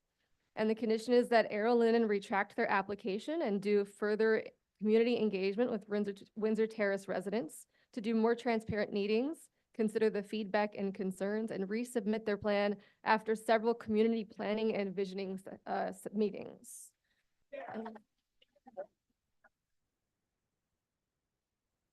Save it to the end. That vote was 7 in favor, 1 opposed with no abstentions. And I guess I'll just open it up for questions from committee members if anyone wants to know more about how we came to this conclusion. Before we get to Yes. questions, Sorry. just 2 things to note. There was a quorum at the Land Use Committee meeting, barely. And since this came out of the committee, it does not require a second. Earlier today, we received a statement from Arrow Linen asking us to read the statement, which I will do so now. Bear with me. It is about a page and a half. We would like to take this opportunity to thank Community Board 7 for the time it has taken to evaluate our proposal to bring housing to the Windsor Terrace community. We proactively approached community leaders and CB7 very early on in the process. The Arrow team first met with Assemblymember Carroll in September 2020. These meetings were followed by several meetings, site tours, and discussions with Assemblyman Carroll. After Councilmember Hanif took office in 2022, we met and discussed our intentions to build housing on the site of our facility and have continued a very meaningful dialogue with the council member. We met with Borough President Reynoso's land use team on multiple occasions, as well as New York City EDC and others. As our proposal began to take further shape, we met with the leaders of Community Board 7 in October 2023 and offered to answer questions and engage further. We were certified by City Planning in June 2024. We had another meeting with leadership of CB7 on September 3rd, 2024. And over the past 2 weeks, our team has presented to the larger community board on 2 separate occasions and been available for questions for 3 total community board meetings. In total, this has been 4 years of outreach to the community, during which time we have always made ourselves available to participate in a civil discourse about the needs of the Windsor Terrace community, in which we have been an important employer and presence since the late 1940s. Unfortunately, this process has been tainted by an underlying big lie that there was an alternative proposal to put forth by Catholic Charities. No such proposal was ever presented to Arrow Linen. Catholic Charities put out a statement clarifying that they never presented any such proposal at the community board meeting last Monday and that they were not at all involved in any aspect of this project. One can only conclude that this was merely a ploy to distract from the merits of our proposal and trick the community into thinking that there was a feasible alternative plan by a respected nonprofit. Housing Not High Rises employed further scare tactics around the height of the building. At no time was the height of the proposed building ever 19 stories. At no time did our team ever indicate that if City Yes was passed, we would pursue 19-story buildings. Our proposal is for 2 13-story buildings. It was even more disappointing that the leaders behind Housing Not High Rises and others would attempt to thwart the democratic process and seek a temporary restraining order to prevent this community from having the very meetings that we have been participating in over the last 2 weeks and this community board meeting tonight. To date, these individuals are still pursuing a preliminary injunction to stop the public review process. That is to stop the borough president from having a public hearing, stop the council member from voting, and stop city planning from voting. Shame on them. We urge you to evaluate our proposal fairly and vote in favor of our proposal at the full board meeting tonight. As dozens of Windsor Terrace and community residents stated in their spoken and written remarks over the course of the last 2 weeks, this project will bring badly needed housing to this district and help solve an acute housing shortage that has increased housing prices and made it unaffordable to live in many parts of this city and borough, including this community. To be clear, we will continue to adamantly pursue our plans to build housing and affordable housing on this site. We look forward to working with our elected representatives throughout the ULURP process, including on how we can improve our plan. Thank you. So with that said, we will turn to discussion from board members on the motion to disapprove the application with the conditions outlined by Diana. I see Damien, Faye, followed by Jeremy Kaplan. Hi everyone, my name is Damien. I just want to, I guess, clarify some things that Errol Lennon said. I never recalled Errol Lennon coming behalf of CB7 before speaking about this project, and I've been on the member for 2 years, and I don't remember recalling us having any meetings speaking about this. So I feel like that's either one, a lie, or that was probably happened way before me, and that was probably years ago, but I don't see how that is relevant. And to also clarify, there is also more opposition for this proposal than there is for it. And the opposition is not to say that we don't want housing. We do want housing, but at an affordable rate. There are 18,000 people who live in CB7 who make less than $60,000. And you're telling me you could only build, what, 25% for those? I don't think that is capable to the 18,000 people who deserves those homes as well. Because I'm a retail worker, I make $17.50 an hour, and I cannot qualify for the cheapest apartment in that building. So if we really want to cater to make affordable housing in CB7, we should be calling for social housing, housing that's really going to benefit working class people and not the upper middle class, because I don't see how people who are making more than $100,000 deserves housing first than those of us who are making 30,000, 20,000, 40,000, 50,000, and so on. I feel like, yeah, and I definitely agree with the motion. We definitely should disapprove it and really talk more about how this housing should be focused on CB7 as well. We have Sunset Park in this district as well. I feel like a lot of people are forgetting that we have a minority district who deserves housing as well, and it shouldn't just be catering to the upper middle class and the wealthy. Thank you. Thank you. Just to answer the first part of your question, the September 3rd, 2024 meeting that they stated was an informal planning meeting before the public hearing. So it was just hearing the proposal, hearing our questions, and then presenting. It was to myself and the chair of the Land Use Committee. It was an informal planning meeting to discuss September 3rd, 2024. I'm sorry. Was that meeting ever reported to the full board that that meeting occurred? No. It was an informal meeting to hear the proposal and plan for the public hearing. There was no discussion. I hear your word. I hear your word, informal, and I understand what it means. But my concern is that they're putting it in black and white, that it was a formal meeting. So are we going to submit a response saying that it was not a formal meeting? We can correct that. It doesn't state that it was a formal meeting, but I can make sure that that is. Whether they say it's formal or informal, you're saying it's informal. It wasn't presented to this board, neither to the leadership that sat here before Cynthia. It was Karen and I believe. But anyway, the fact remains that I believe, my opinion, whether it's formal or informal, these meetings should be part of either the district manager's report, the chair's report, so we don't have to sit here and look at each other and say, what meeting? And only a few people knew. Noted. Faye? Can you repeat the conditions? What is the conditions? No with conditions. Can you repeat that and explain further, please? I'm reading this from the minutes. It was, sorry, I gotta make it big enough to see. The condition was that Arrow Linen retract their application and do further community engagement with Windsor Terrace residents on their proposal to do more transparent meetings and consider feedback and concerns, and resubmit their plan after several community planning and visioning sessions. Faye? Hey, folks. My name is Faye. I'm a board member. I'm an affordable housing researcher, and I'm also a renter a couple blocks away from Arrow Linen, who will likely be priced out in the next couple of years if things continue as they are. I support the proposal. I don't think it goes far enough. Think that people should continue to call for deeper affordability, deeper accountability. But right now, 0% of the units in that census tract are affordable, even at the upper limit of 80% AMI. So I think that those units are a win in and of themselves, even if we keep pushing for more. I also think that creating more supply means that prices go down, even though it's not the only solution. It's not just a supply side.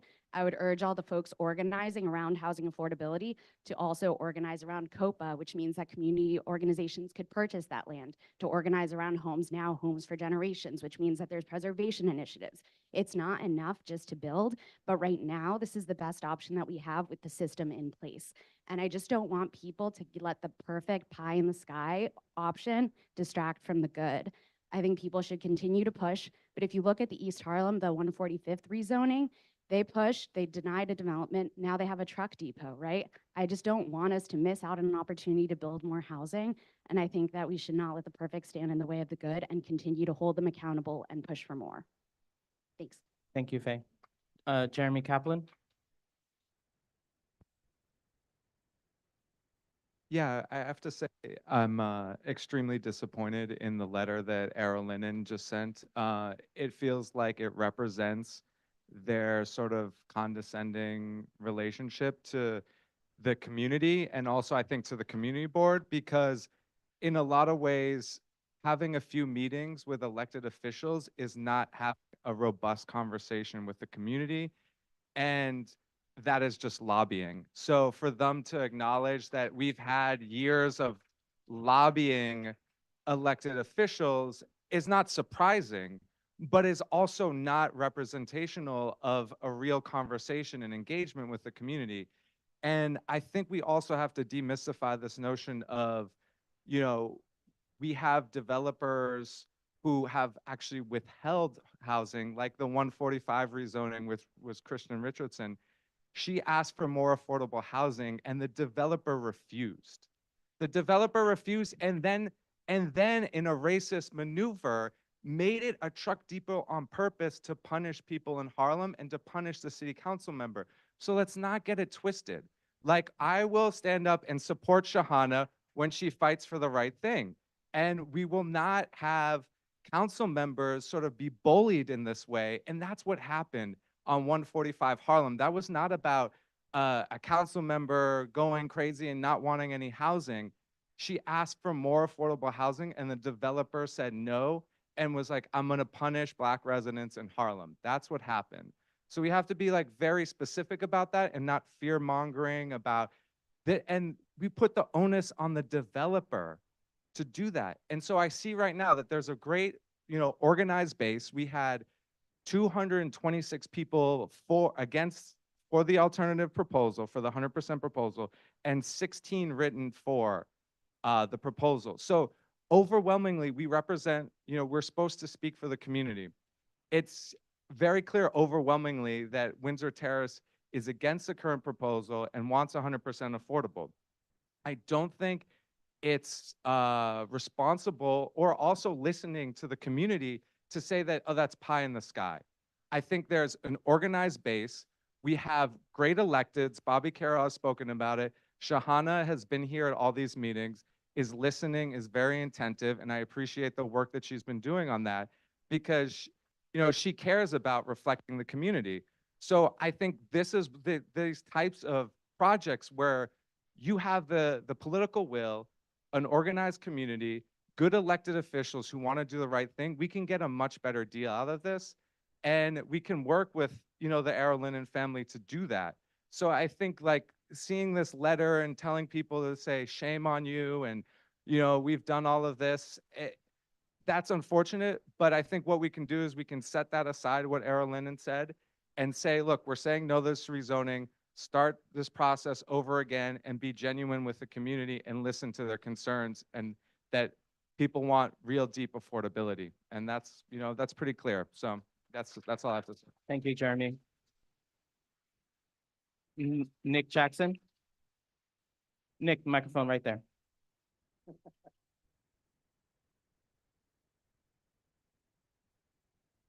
Hi, everyone. My name is Nick Jackson. I've been a community board member for a little over a year now. I attended all the public hearings on this rezoning proposal, and I was at the land use committee meeting earlier this week. I was the only person to vote against the motion on the floor. I do support the rezoning on the condition that the property owner includes 40% affordable housing. I think that's a realistic goal that can be accomplished on this lot, and I think there's precedent in other areas of our city. I know that there were a lot of people who attended the public hearing who were opposed to the rezoning proposal on the floor. Many of those people, not all of them, but many of those people were homeowners and landlords who have direct financial stakes in their properties in the neighborhood. I think we should listen to the voices of those people and take their opinions into consideration. But at the land use committee meeting, someone said that those people were those most impacted by the rezoning proposal. I don't think that's right. I think the people who are most impacted by this rezoning proposal are low-income renters who very often don't have the resources or connections to organize themselves and speak at a public hearing. I think it's our job to represent those people too. And I'd like to point out there were a lot of people at those public hearings that spoke in favor of the rezoning. A lot of those people, what I heard is that a lot of those people were renters who either want to live in Windsor Terrace or do live in Windsor Terrace now and are afraid of being priced out.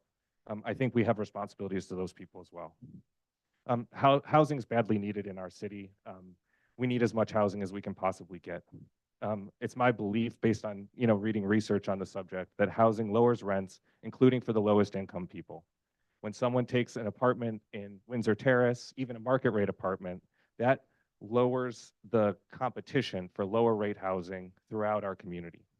I think this is the perfect location for this kind of development because it's not at risk of gentrification. The average household income in Windsor Terrace is $50,000 higher than the average household income in Sunset Park. And Arrow Linen wants to build this development on what is now an industrial laundromat. There's no housing there right now. So this would include 244 additional homes in Windsor Terrace. I don't believe that the 100% affordable housing option is realistic or genuine. What's before this board right now is the option to either support or oppose at least 61 new affordable units and 180 or so market rate units. Catholic Charities has told the board that it's no longer involved in this project. If it was up to me and we could vote on a 100% affordable project, I would of course vote for that. But there's no reason to believe that that's going to happen. What Arrow Linen's ULURP application says is that they will build 2 3-story 100% market rate buildings on this lot if they don't get the rezoning that they're asking for. What that means is the alternative could be that there is no affordable housing built on this lot. What that would mean is that at least 61 families, low-income families, are not able to live in Windsor Terrace who wish that they could. The resolution and the motion on the floor would certainly delay this project and would likely shrink it.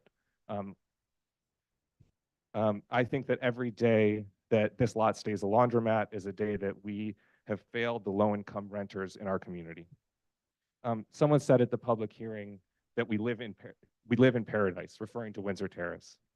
It's my view that opposing or delaying this rezoning would be like finding Eden and closing the gates behind you. So I urge you to vote against it. Thank you, Nick. Are there any other board members who, Antoinette, Jamie, and then Dan?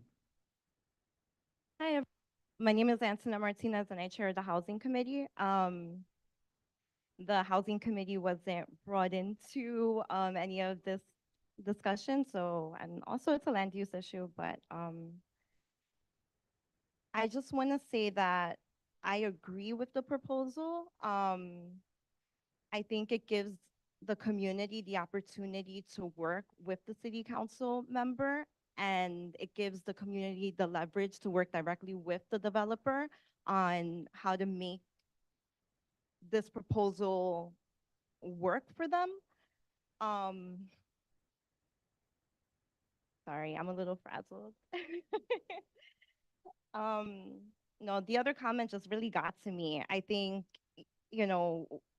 we know that these programs, developers say that they're gonna come in and they're gonna build affordable. And even if they say it's affordable, it's not really affordable. And we know that something that I admire that City Council member Alexa Aviles did was that she worked with community members to build land use principles that are posted on her website. And I think if this committee moves forward with the proposal that was passed over, voting no and asking the developer to pull their application and to come back and work with the community, that can give them a real opportunity to come back and build those land use principles and to really build something that can really work. A question that I had for you, Julio, was during one of the public hearings, you had read a statement from Catholic Charities, and I was under the impression that they had their intention was to build affordable units. Do you have that statement that you could read? I don't have a copy of it. I think I have it in my email. But from my recollection, the statement stated that they approached Arrow Linen, the owner, to Savior. On April 29th, the community group Housing the High Rises asked Catholic Charities Progress of People's Development Corporation if we could build a financeable, 100% affordable development of comparable height to the neighboring Bishop Boardman property at the Arrow Linen site. After preliminary analysis, CCPOP determined it would be possible to build such a building with an R6A designation and would be willing to engage the current property owner to discuss interest in the sale of the site. On June 5th, CCPOP reached out to representatives of the Arrow Linen site. At this meeting, CCPOP asked Arrow Linen representatives if there was an interest in selling this site. CCPOP was informed that the property owners were not interested in selling and therefore did not present an offer to purchase. All information has been communicated and CCPOP has no further involvement in this property. CCPOP appreciates the opportunity to clarify our involvement and would like to thank all parties for their support. Thank you. So, sorry, just quick points. Arrow Linen owns that land. That's theirs. It's been their property for, I don't know, decades, maybe, I don't know, but they own it, right? So we have an example here in Sunset Park where the Fifth Avenue Committee, they spent more than Arrow Linen would on the public library site. They paid $1 for that, and they were able to build 100% affordable housing. So we have an example of that. Another thing is that this board voted a couple of months ago in favor of City of Yes, and this Windsor Terrace rezoning proposal is getting a lot of traction.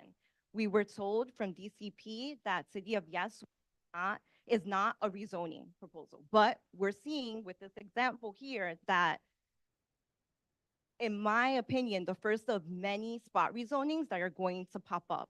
So I feel that this vote that this board is making tonight is going to set a huge precedent on how to move forward. And we have an opportunity to say no and give power back to the community so that folks who live in Windsor Terrace can make their decision.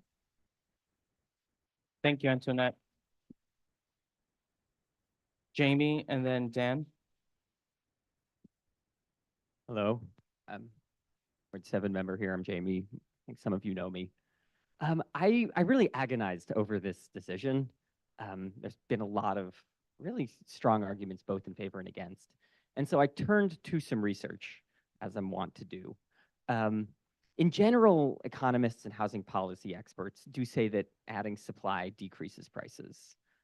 And in order to see how that affects our area, I found a really actually great paper by she was a postdoctoral fellow at NYU, Xiaodi Li, who in 2019 looked at basically every high-rise built in a 10-year period in the 5 boroughs and looked at the impact of pricing in the other houses, both rent pricing and sales pricing in the immediate vicinity. And what she found was that within 500 feet of a new high-rise, after it got built, housing for every 10% of units added rents and sales prices went down by about 2% compared to the market. That doesn't mean people's rents got reduced, but they were 2% lower than they would have been. So for folks who live in this neighborhood and are paying rent, in service to your pocketbook, this decision might actually benefit you. But when you look at Xiaodi's analysis in a little more depth, she split those houses by census tract income quartile. And what she found was that the protection from rent rises, that like 2% reduction for every 10%, only occurred in the middle income and high income houses in the neighborhood.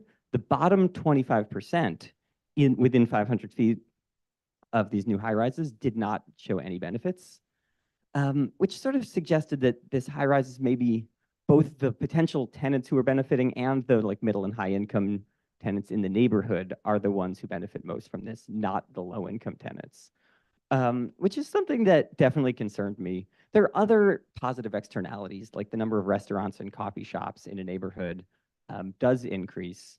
And I mean, fittingly. And I think she did do a lot to dispel the rumor that high rises cause gentrification. They're more a result of the rising property values that attract developers. So I was a little mixed. Like a lot of people will see their rate of rent rise go down if this gets built. And it does add low income units. But I think the thing that fundamentally made me want to go back to the drawing board with this proposal was the developers' behavior at the recent committee meeting. They've obviously done cost and profit projections and were completely opaque and just point blank refused to share any of that information with us, which just gave me the sense that they're really not trustworthy. And I think by taking them back to the drawing board is like the best way to extract some more concessions in terms of something the neighbors want and in terms of getting the affordability that we really want. Dan Kaminsky, and then Aaron. Thanks. Hey folks, my name is Dan. Good to see all of you. It's been a great discussion. I think there's been plenty of arguments pro and con on all sides. I will, I think, instead frame my comments as a question, and hopefully someone will have an answer. So the context for the question for me is the most compelling reason to oppose this is this idea that if we oppose it now, there's this 100% affordable option later. So I guess my question is essentially, where's the evidence for that, that's actually what would happen, right? So, and breaking that down into two questions. The first is that later Catholic Charities option or other nonprofit developer, someone told me that they would not need subsidies from the city. If they would, that would probably kill or at least greatly delay the project. And so kind of where's just any information on that? And then secondly, has there been an indication from the owners that they would be willing to listen to the community and go with this 100% affordable option? Certainly, if that is the case, that is a best case scenario. I would have no problem supporting it, but I think there's a leap of faith that, I would like to be dragged into. So if anyone has those answers, that would be great. I would, I don't fully know the answer to the first part, but from my understanding, if a nonprofit developer wanted to build on this or to purchase this lot, in order, if it wasn't, Antoinette's point, if it wasn't a city-owned or state-owned property, they would have to pay market value. And in which case they would need to acquire subsidies. And from my experience working with housing nonprofits, that takes minimum 18 months. Whether another nonprofit housing developer has that kind of liquid equity to purchase a multi-million-dollar site, that's up for the nonprofit. But from my knowledge, they would have to acquire subsidies from the state, city, and federal government to purchase and build. Erin? Hi, I'm Erin. I am not a good public speaker, and I'm very nervous, and I have not prepared any points, but I'm an architect. I live in Sunset Park. I just know what I know, And a developer will always build to maximum capacity, or at least they calculate that into cost and then divide by number of units that they can do at a certain point, and they maximize tax credits to whatever percentage of affordable market rate level housing. It just is what it is. So when a property is rated R5, R6, the maximum limit, you are opening that door. So they have proposed an option for 13 stories over 2 buildings. If they pull an open space option and make it larger, they can go higher than 13. They can go to 19. And if it's an option, I've worked with some developers, and if it's an option, they're pricing it. And it is they may not necessarily go with that in the end, but that is, bang for your buck. You want bang for your buck. I have no skin in this game. I am not working for that architect. I am not working. Well, I mean, I'm not working for that architect, but I am a YIMBY.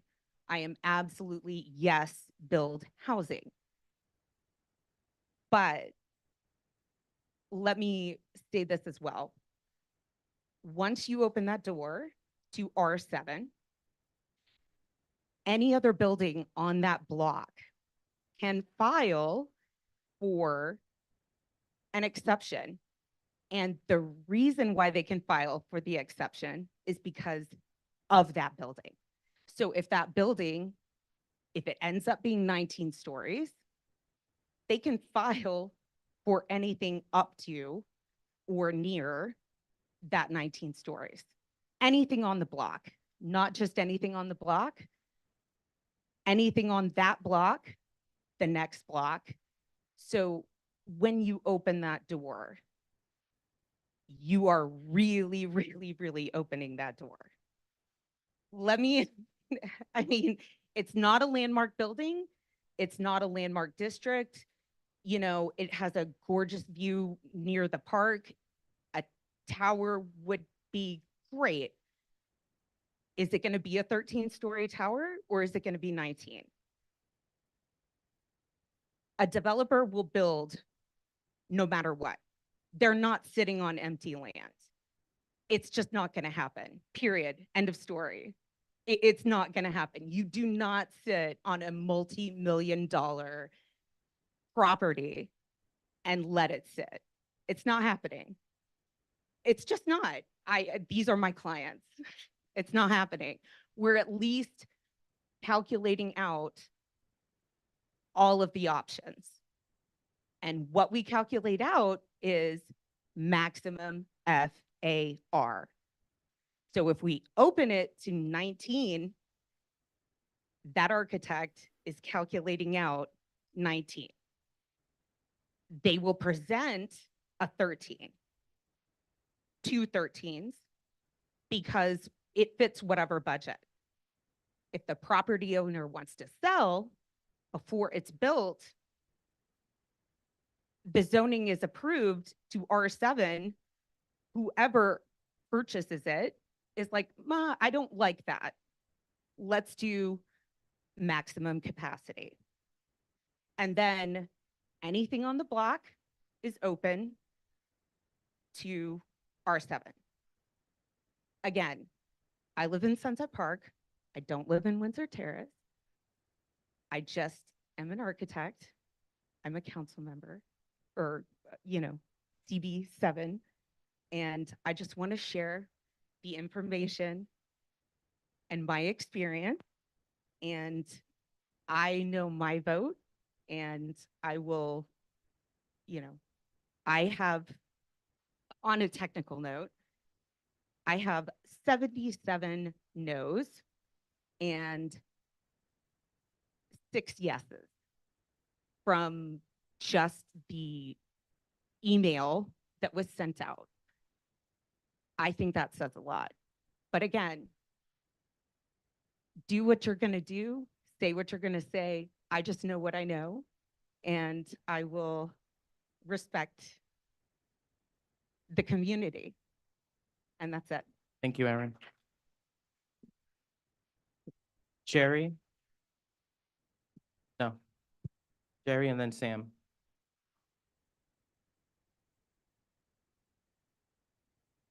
So I am not a developer or specialize in housing, right? But I went to the town hall. I went to public hearing, sorry. I went to the public hearing. I read all the email that Jeremy sent over during my working hours. Not Chasha, during my working hours. But I am a person, right? Let me go back a little bit. I went to research just like you. I went to research. I talked to some of my friends that actually own building in their neighborhood, and talked to other developers that also my friends about what's going on. One, my friend that live in the neighborhood, he told me this also happened to him when there was an abandoned building in the neighborhood. Nobody wanted it, so he bought it up and tried to fix it up. The neighborhood fought against him. Fought against him because we don't want no Chinese in the neighborhood, right?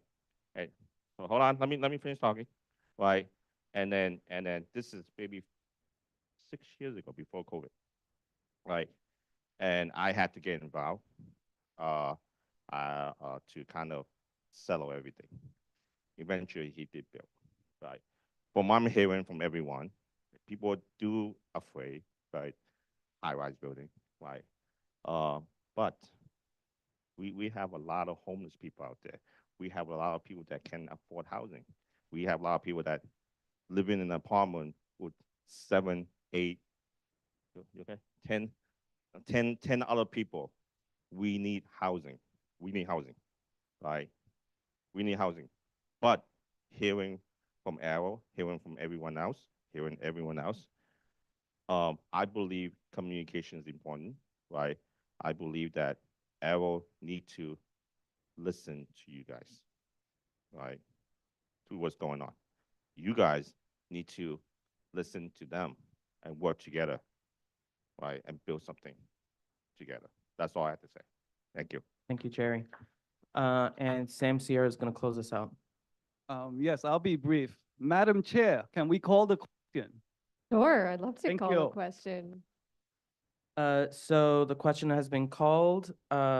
We are voting on a motion to disapprove with conditions, condition being for Arrow Linen to retract their application, engage in community engagement with Winter Terrace residents, and to resubmit after several planning and visioning meetings. Jeremy will call the roll. A yes is Jeremy, you say it much better than me, please. Sure. So remember, you're not voting on the project. You are voting on the wording of the motion. The motion is a negative declaration, meaning if you vote yes, you're supporting the motion to be against the project. So yes is no in this case. Let's start with Diana Aguilar. Thank you. I'm sorry, I forget how to do this. It's been several months. Diana Aguilar, yes. Griselle Amador. Damian Andrade. Damian Andrade, yes. Jalia Bailey. Joan Body. Joan Body, yes. Gladys Bruno. Gladys Bruno, yes. Jerry Chan. Jerry Chan, yes. Esteban Chavez. Esteban Chavez, no. Richard Codor. Richard Codor, yes. By the way, folks, if you're joining us online, please remember to mute yourself as well. Unmute yourself, excuse me. John DeLuper. John DeLuper, yes. Beatrice DeSapio.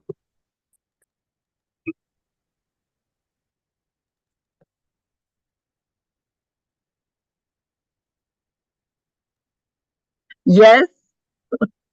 Thank you. Beatrice DeSapio, yes. Gabino Morales Escamilla? Yes. Gabino Morales Escamilla, yes. Cynthia Felix? Yes. Cynthia Felix, yes. Jamie Freed? Jamie Freed, yes. Kin Fung? Diana Gonzalez? Diana Gonzalez, yes. Hector Gonzalez? Kenny Guan? Moshe Hecht? Nicole Huang? Nicole Huang, yes. Nicholas Jackson? Nicholas Jackson, no. Dan Kaminsky? Dan Kaminsky, no. Jeremy Kaplan? Jeremy Kaplan, yes. Aaron Keith? Aaron Keith, yes. Wyco? Wyco, yes. Barbara Lee? Barbara Lee, yes. Christina Lem? Christina Lem, yes. Christine Lee? Angie Lau? Angie Lau, yes. Peter Lin? Sam Lin? Paul Mack? Antoinette Martinez? Antoinette Martinez, yes. Jonathan Martinez? Jonathan Martinez, yes. Marilyn Melman? Marilyn Melman, yes. Rosie Mota? Rosie Mota, yes. Jamie Nelson? Yes. Jamie Nelson, yes. Julio Pena III? No. Julio Pena III, no. Carmen Rivas? Karen Rolnick? Karen Rolnick, yes. Joanna Romero? Yes. Joanna Romero, yes. Nicole Ruiz? Patricia Ruiz? Patricia Ruiz, yes. Damaris Santiago? Edward Schloman? Sam Sierra? Sam Sierra, yes. Felina Sorma? Felina Sorma, yes. Faye Walker? Faye Walker, no. Catherine Walsh? Catherine Walsh, yes. Cesar Zuniga? No. Cesar Zuniga, no.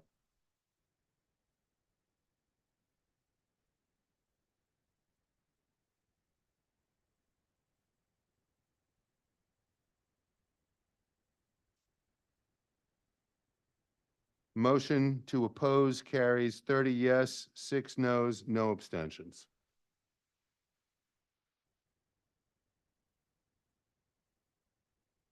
Thank you. Thank you, Diana Gonzalez. Thank you to the committee members.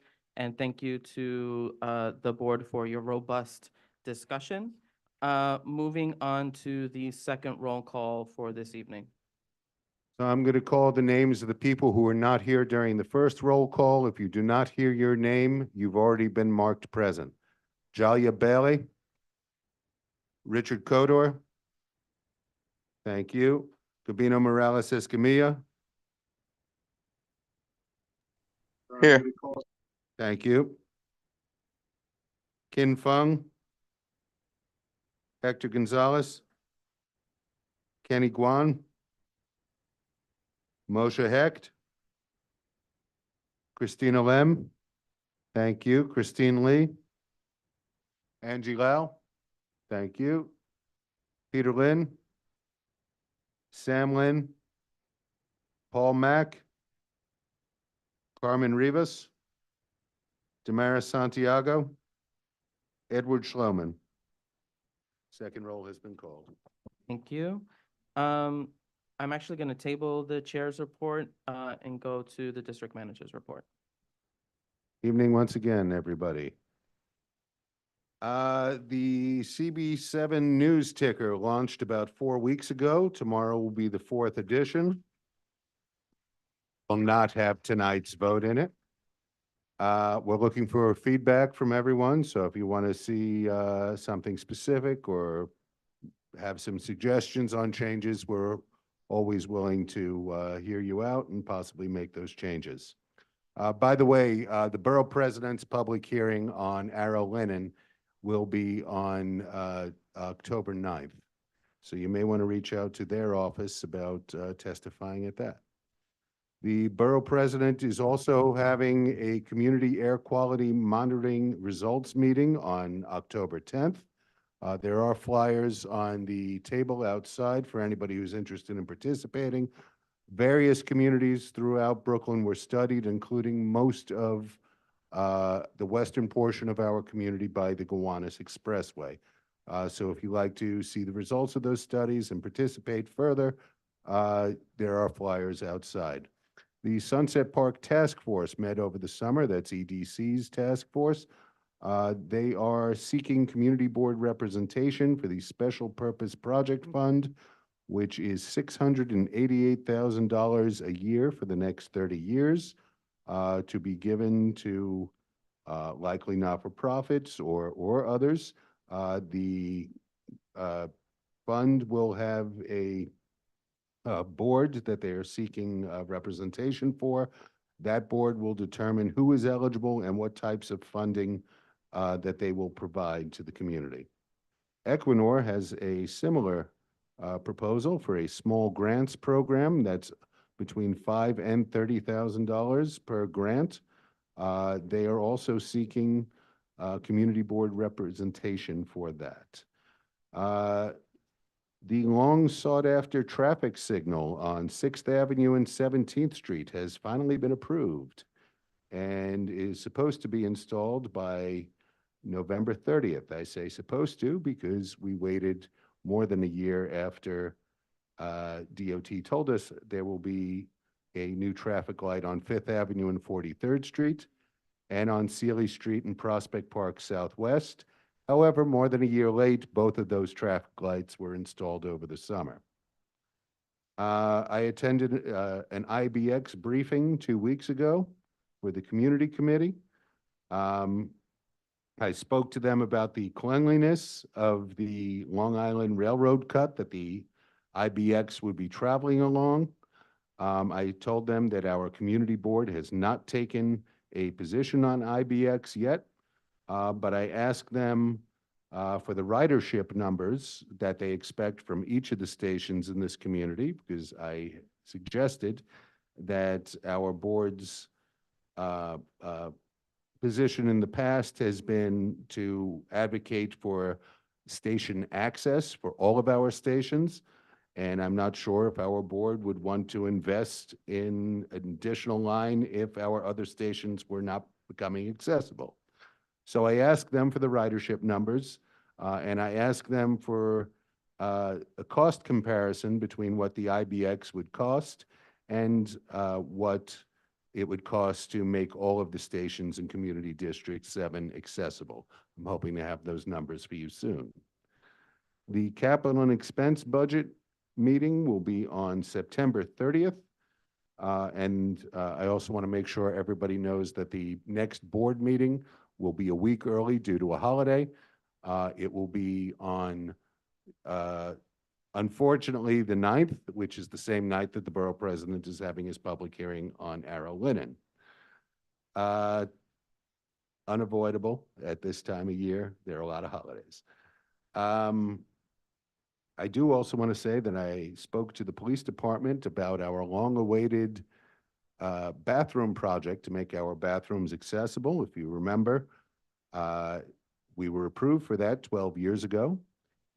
It has been sitting in the 10-year capital plan for 12 years. And the person I was dealing with retired 3 weeks ago, and now nobody at the NYPD knows what I'm talking about. So I got a phone number for a captain who I'm going to call and yell at tomorrow morning. More on that, hopefully at the capital and expense hearing on the 30th. Please attend. We need a quorum there.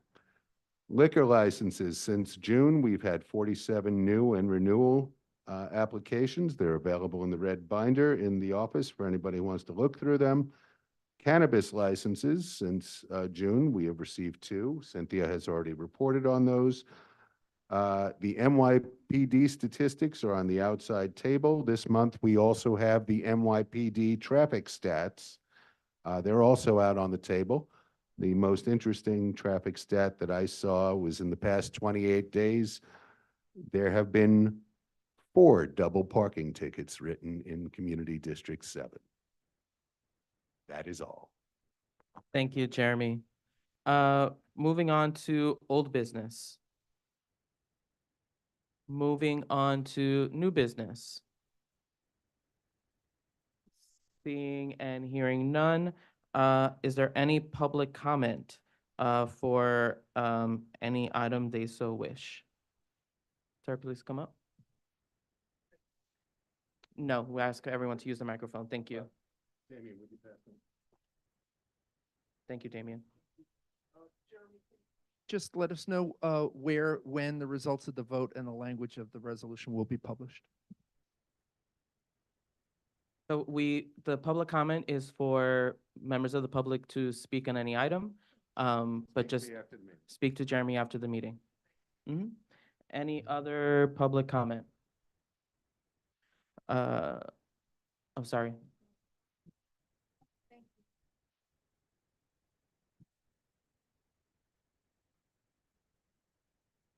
I just had a quick question, and a quick statement. Could information about the Equinor community, envision gay, can that be sent out to everyone so folks know how they can be included and work with them? And then I also want to mention, because I just found out about this earlier today, on September 28th, it's a Saturday from 11 to 2 p.m. The Brooklyn Marine Terminal, they're going to be hosting a visioning workshop on the future of that site. It looks like they want to, sorry, I just took screenshots of this reel that I saw, but it looks like they want to institute a port there in the future. So just wanted to plug that out there. I can forward this information to Germany if you could send it out to everyone. We can share it out. Thank you. But it's in Red Hook. I worked there for 6 years. I don't know why I'm just forgetting. Well, this is public comment. So, yeah. Seeing no other, oh, Maria Roca? Hello. Just quickly, I believe it's, correct me if I'm wrong, also on Saturday, 28th, there's the festival down at Brooklyn Army Terminal that Uprose is sponsoring among other people. It is, I believe that anyone else here who's sponsoring that, co-sponsoring the festival at BAD? Oh, I thought there were, but I'm sorry? This is Alexa's office. public comment. Alexa's office. So just letting you know, it's a whole day music workshops for kids, but a festival to highlight environmental education and all the environmental work that is being done on the waterfront in Sunset Park. Thank you. Thank you, Maria. Jerry? Letting everyone know, what month we're in, September. September 29th, which is a Sunday, the Tunnel to Town Foundation is doing their annual 5K run at the tunnel. If you don't know where the tunnel is, actually one tunnel in Brooklyn. Please come out and support your fellow first responders and Gold Star families and disabled veterans, if you're able to. Thank you. Thank you, Jerry. Sam? I'll be brief. I brought this up last year. I'm going to bring it up again this year, and next month is back. Keep going. And with the manner that the condition that Fifth Avenue is currently in, we have to acknowledge that in our own backyard, we have a freaking problem. We're getting ourselves together and discussing all these issues outside of. So we should not forget about Sunset Park. Fifth Avenue is our main shopping corridor. It is filthy. The corners are filthy. I don't know if the merchants are asked or informed that they should sweep the front of their stores. I'm very concerned, and I'll bring it up again next week, next meeting, but we need to do something. We can no longer make believe it's not a problem. And thank you. Thank you, Sam. Seeing no other public comment, with last item being adjournment, the meeting is so adjourned. It's on the approved agenda, you don't need to. Good night, everyone. Where's my other microphone? Please pass the other microphone. Thank you. How do you Fine. shut this off, Jeremy? Does it push? Does it push? Oh, no, it turns off automatically, Want to be helpful? so don't curse. Oh, it's still a hot mic. Oh, got it, okay. You mentioned earlier, like you just launched like a news That's the news ticker, yeah, the newsletter. letter, so to speak. Yeah. Got it, thank you.